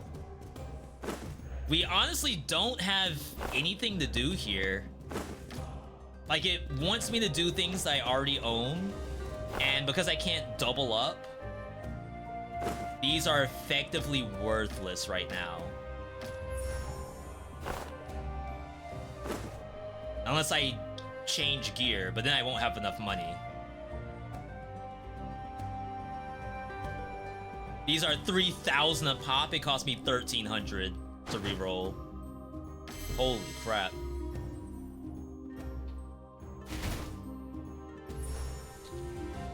Okay. So the last boss is incredibly difficult. Like, I don't want to think about loss, but I won't say it's not possible.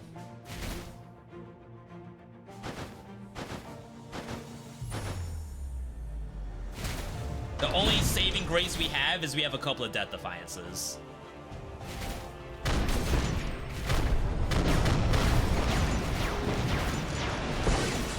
Yo, victory lap. This is like such a fun part for them to add to the game. Just waste the shield.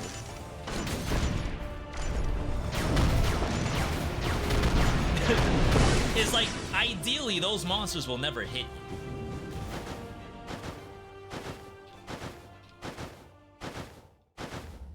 If we get the win on this, I do count it as a dub. There is like a second part that I don't know if the game's gonna let me do, but it's almost like fighting the heart and Slay the Spire.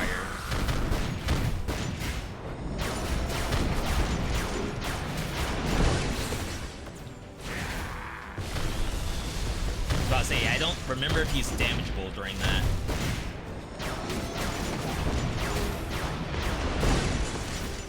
This bar sucks. We're playing a Power Skull.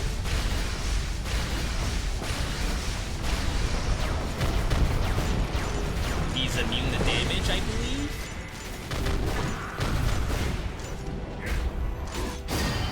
Alright, first phase. Didn't take a ton of damage, but second phase is almost like I'm not even allowed to do anything. Chad, this seemed very loud.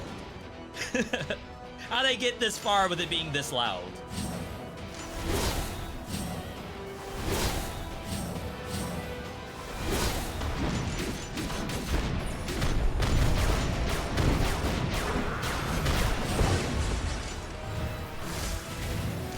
I gotta say, I don't remember this crap.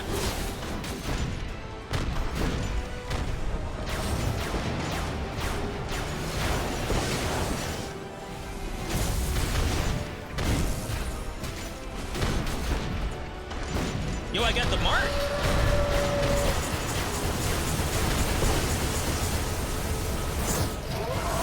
I hate that move.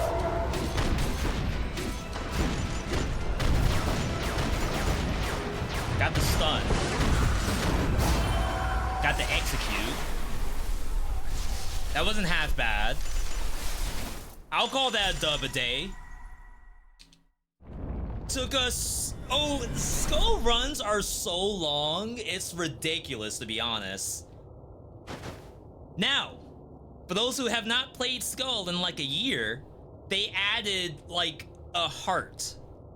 Slay the Spire heart. You don't have to fight the heart. You can choose to like go back and cash in. I don't think you necessarily lose anything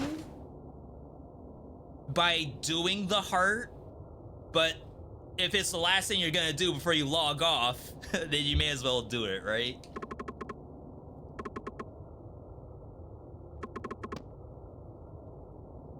Yes?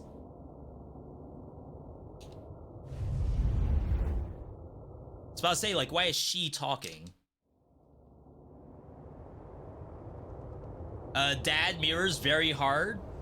It is. I still feel like it is one of the hardest roguelikes at max difficulty. Probably top 5.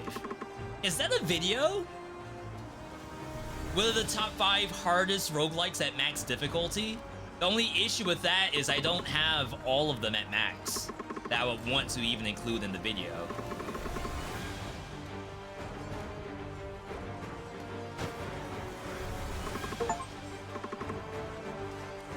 Wait, what? I just got an achievement for this. This doesn't even look familiar to me.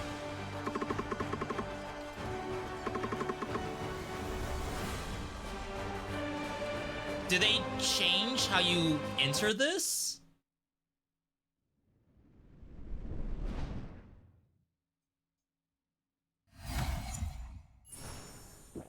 Okay, this is still the same. Modified Mana Tech has a 30% chance to drop a core instead of Mana Tech components. Reset all skill cooldowns when you get a core. Increase damage and upon swapping. Chance to refresh swap cooldown. I guess we take the bonus damage. I almost feel like the Mana Tech thing, getting a skill reset's not like that great. That skips the first part if you've done it already? Wait, you're telling me it's gonna take me straight to... Alright, for those who want to avoid spoilers, this is technically spoiler coming up. It takes you straight to Emperor? Cause, not gonna lie, part of the reason why I didn't really want to play more Skull the Hero Slayer is that this part also takes forever. It's a nice little victory lap, I think. It even shows you characters. That's really weird. After the first time you get to Mirror Castle, they added that cutscene to skip the big cutscene that you had before. But you had to do stuff. You had to actually, like, walk. And I think maybe fight. I don't know if I can beat this guy. This is like a big DPS check. And apparently he's invisible when stunned.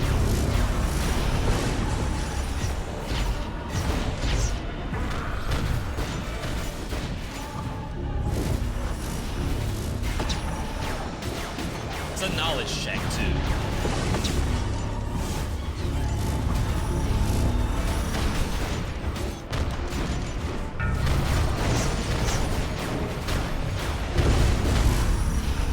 Got the execute. I still have my death defiances, by the way.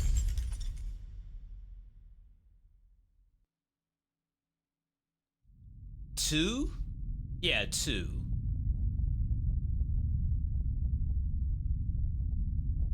Such a cool fight. Very legit.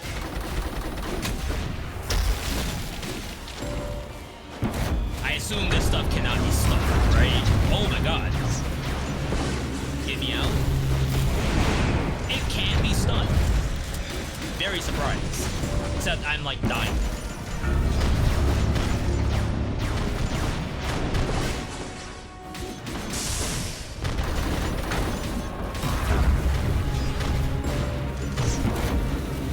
Don't go in the field, I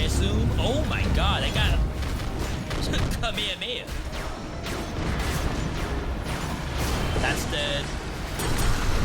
What is this? He got injected.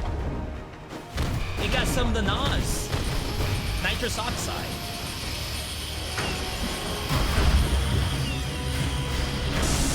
Imagine knowing what you're doing. Couldn't be me.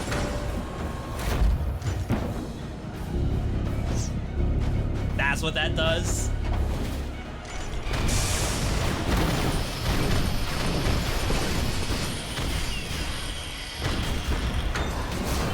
Alright, second execute. The cool thing about this boss is it's actually doing different effects based on like the Dark Mirror meta. I'm getting hit by everything. This is so loud, by the way.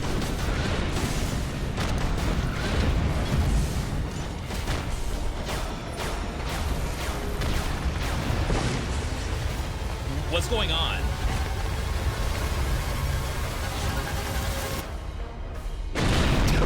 What? When do I get to fight? What was that?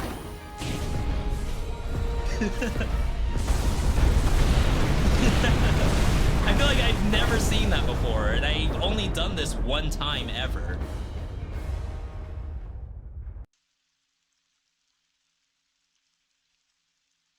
Yo. It's not it. He's still going.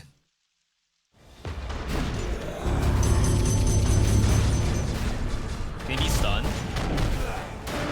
Oh, the command grab. Can be stunned, confirmed.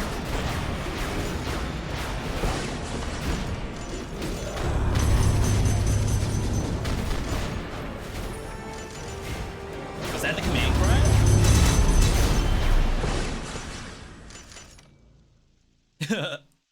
My prisms are doing all the damage.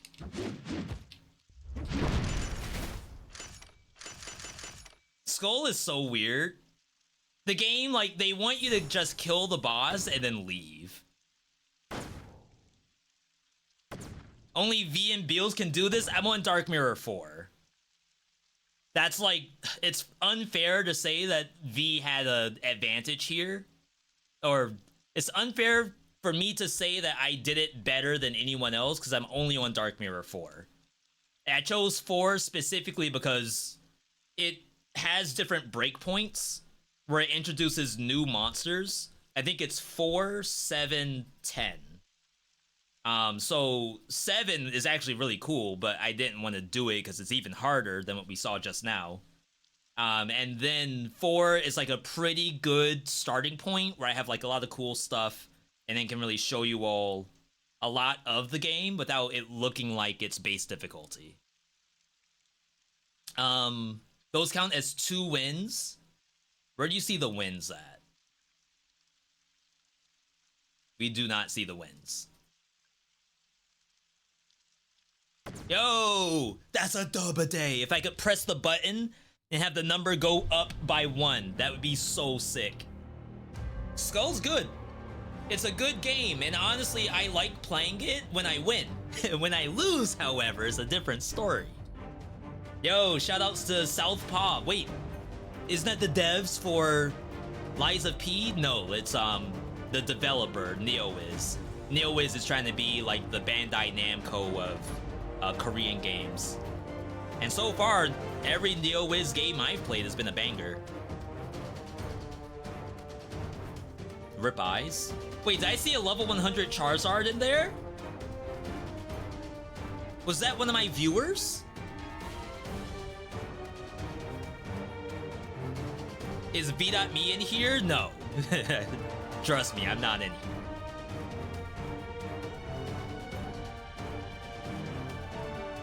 Yo, that's 2 dubs a day. If you did see it, it wasn't you? Yo, the modesty coming out. No, you own that, Charizard. You don't have to be humble. A matter of fact, I was talking to someone about like streaming and stuff, and I was talking about Twitch chats and how much I have people who will come in and say that they got like a win maybe they beat 3DC for the first time, etc. I want to hear that stuff. Don't hold back on your accomplishments. It's a valid... Is this literally everyone on Steam? Don't hold back on the accomplishments. Let us know. Was Beals in there? I don't know. If it was, I didn't see. Or I didn't scroll down far enough.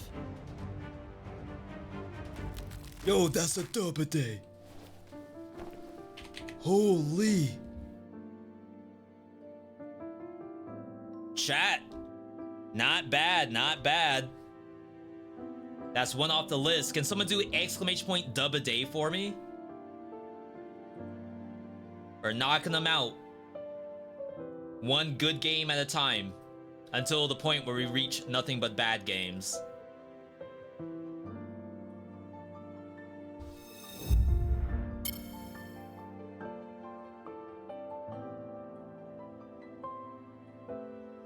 Playtime. V, what's the next dub a day? Not Slay the Spire. Not Risk of Rain 2.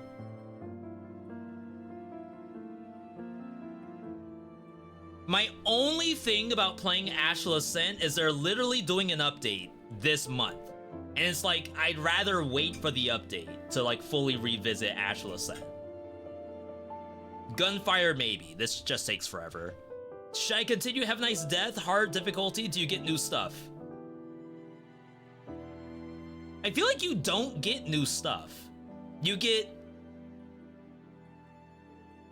So in the office, there's a lot of different bits and bobs like all throughout the office, and there's a painting. So technically speaking, the reward for clearing higher difficulties is the finished painting and then maybe some cosmetics in the actual office itself. I don't believe there's any new items that you unlock from higher difficulties. I don't believe so. Going for Wall of Flesh kill tomorrow? That's Terraria, right? I did that. And then I uninstalled the game right after, because that's a dub. I don't have to do anymore. There's a big update in Scarlet Tower. I don't think I own that game.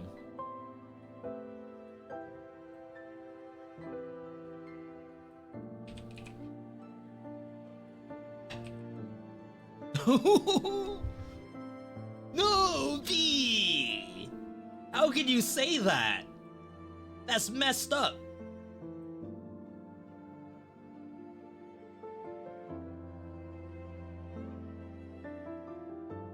Just a quick highlight for you all. It's a pretty game. It's, I think, one of those Survivors likes where the game only gets better once you start doing the meta. Mixed. This game has become more and more broken as content has been added. More than half the skills don't function. Ah. That's interesting. There's no way they test anything before releasing it. That's a 30-hour review, by the way. I trust Shui. Shui knows what they're talking about, for real.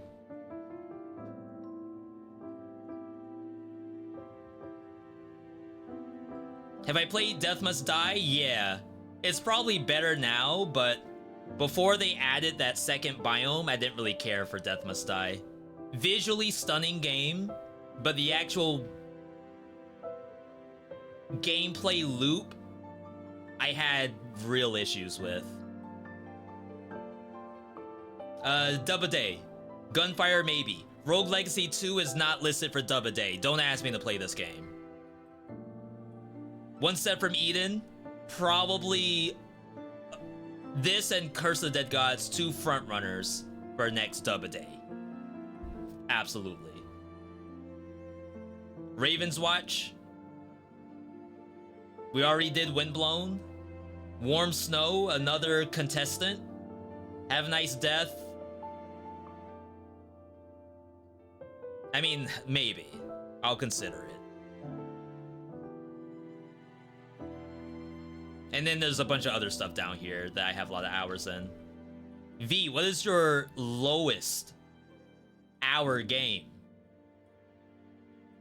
Where you were like, all right, I loaded the game up, instantly uninstalled it. Without leaking anything. Cook serve forever. It was a different game. They changed it from Cook Serve Delicious. I think for people who are a big fan of the Cook Serve franchise, see it's in mix right now. It's a literally different game. And I just wasn't ready for that. Cook Serve Delicious is a very fun like family game night game, but this is not that. This is like a single player game. Almost like a visual novel. V, what are you doing in Blender? Don't ask. And then Vermintide 2 didn't work for me. So there you go. Reverse 8 minutes of checking to see if I can get into a match. I didn't get into a match and I turned the game off. It's pretty good. Oblivion Override on Dub a Day. I could do that because they have a new character too. I probably should try it at some point. What happened to Blasphemous 1? I don't own Blasphemous 1. I only own the second one.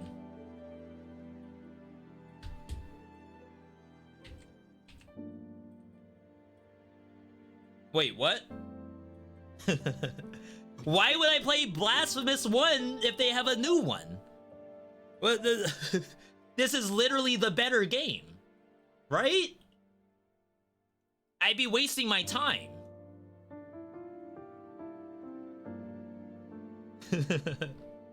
Look at this.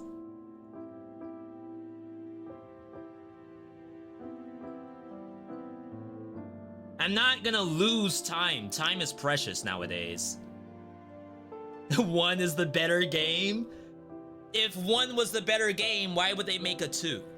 Think Overwatch.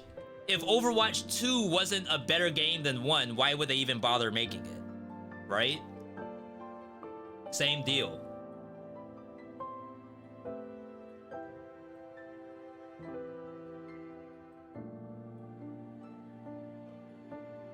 What else am I hiding?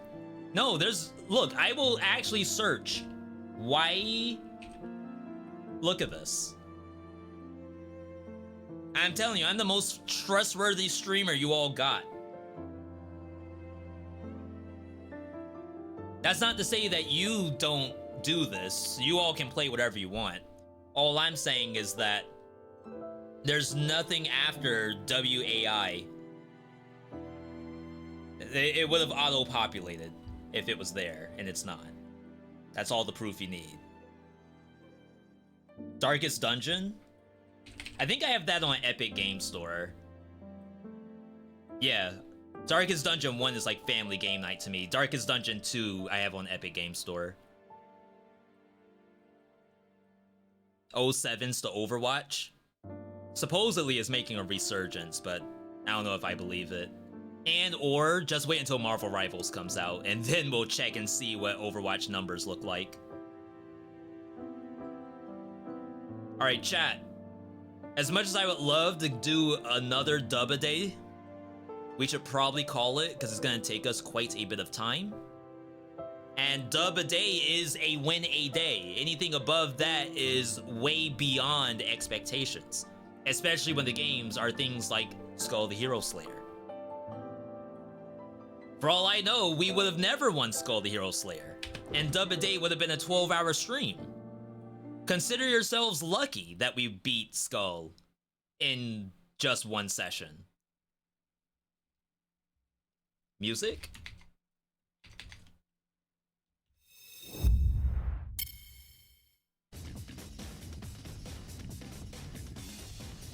Either way, I want to thank you all for tuning in today. Again, like, being able to play these other roguelikes is actually something I want to do. Not even just the new release stuff. I want to be able to show you all the older things that kind of fall through the cracks or maybe don't get the showcase they deserve. I think it's very fun to be able to pull these out and show you all of it, compared to here's me doing tutorial and then the first boss, and then we're gonna close the game and load something you've seen for 2,000 hours. I love being able to do this. I ran around lost trying to figure out what I didn't do, and that's hard to do when you've unlocked 9% of the map. That's where I'm at in Metroid Dread. I never beat Dread. I'm probably like 70% of the way through it, and I feel like I have to start a new save. It's very, very unreadable to me. Alright. Chat, we're gonna end it here. Big thanks to everyone tuning in. Stream could not be possible without you, the viewer. Keep up on YouTube, keep up on socials. Twitter, Discord, etc. I will send you all over to Olenki.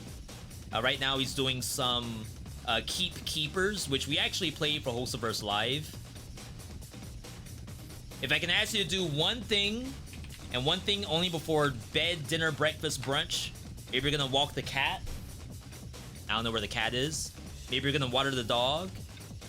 I know where the dog is. It's still in the pound.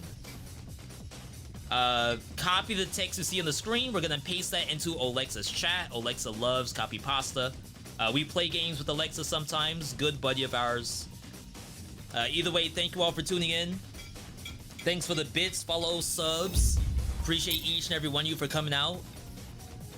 Either way, you all have a good night, good day, good evening, good whatever, wherever you are. And I'll see you all over in Alexa's chat. Have a good night, everybody.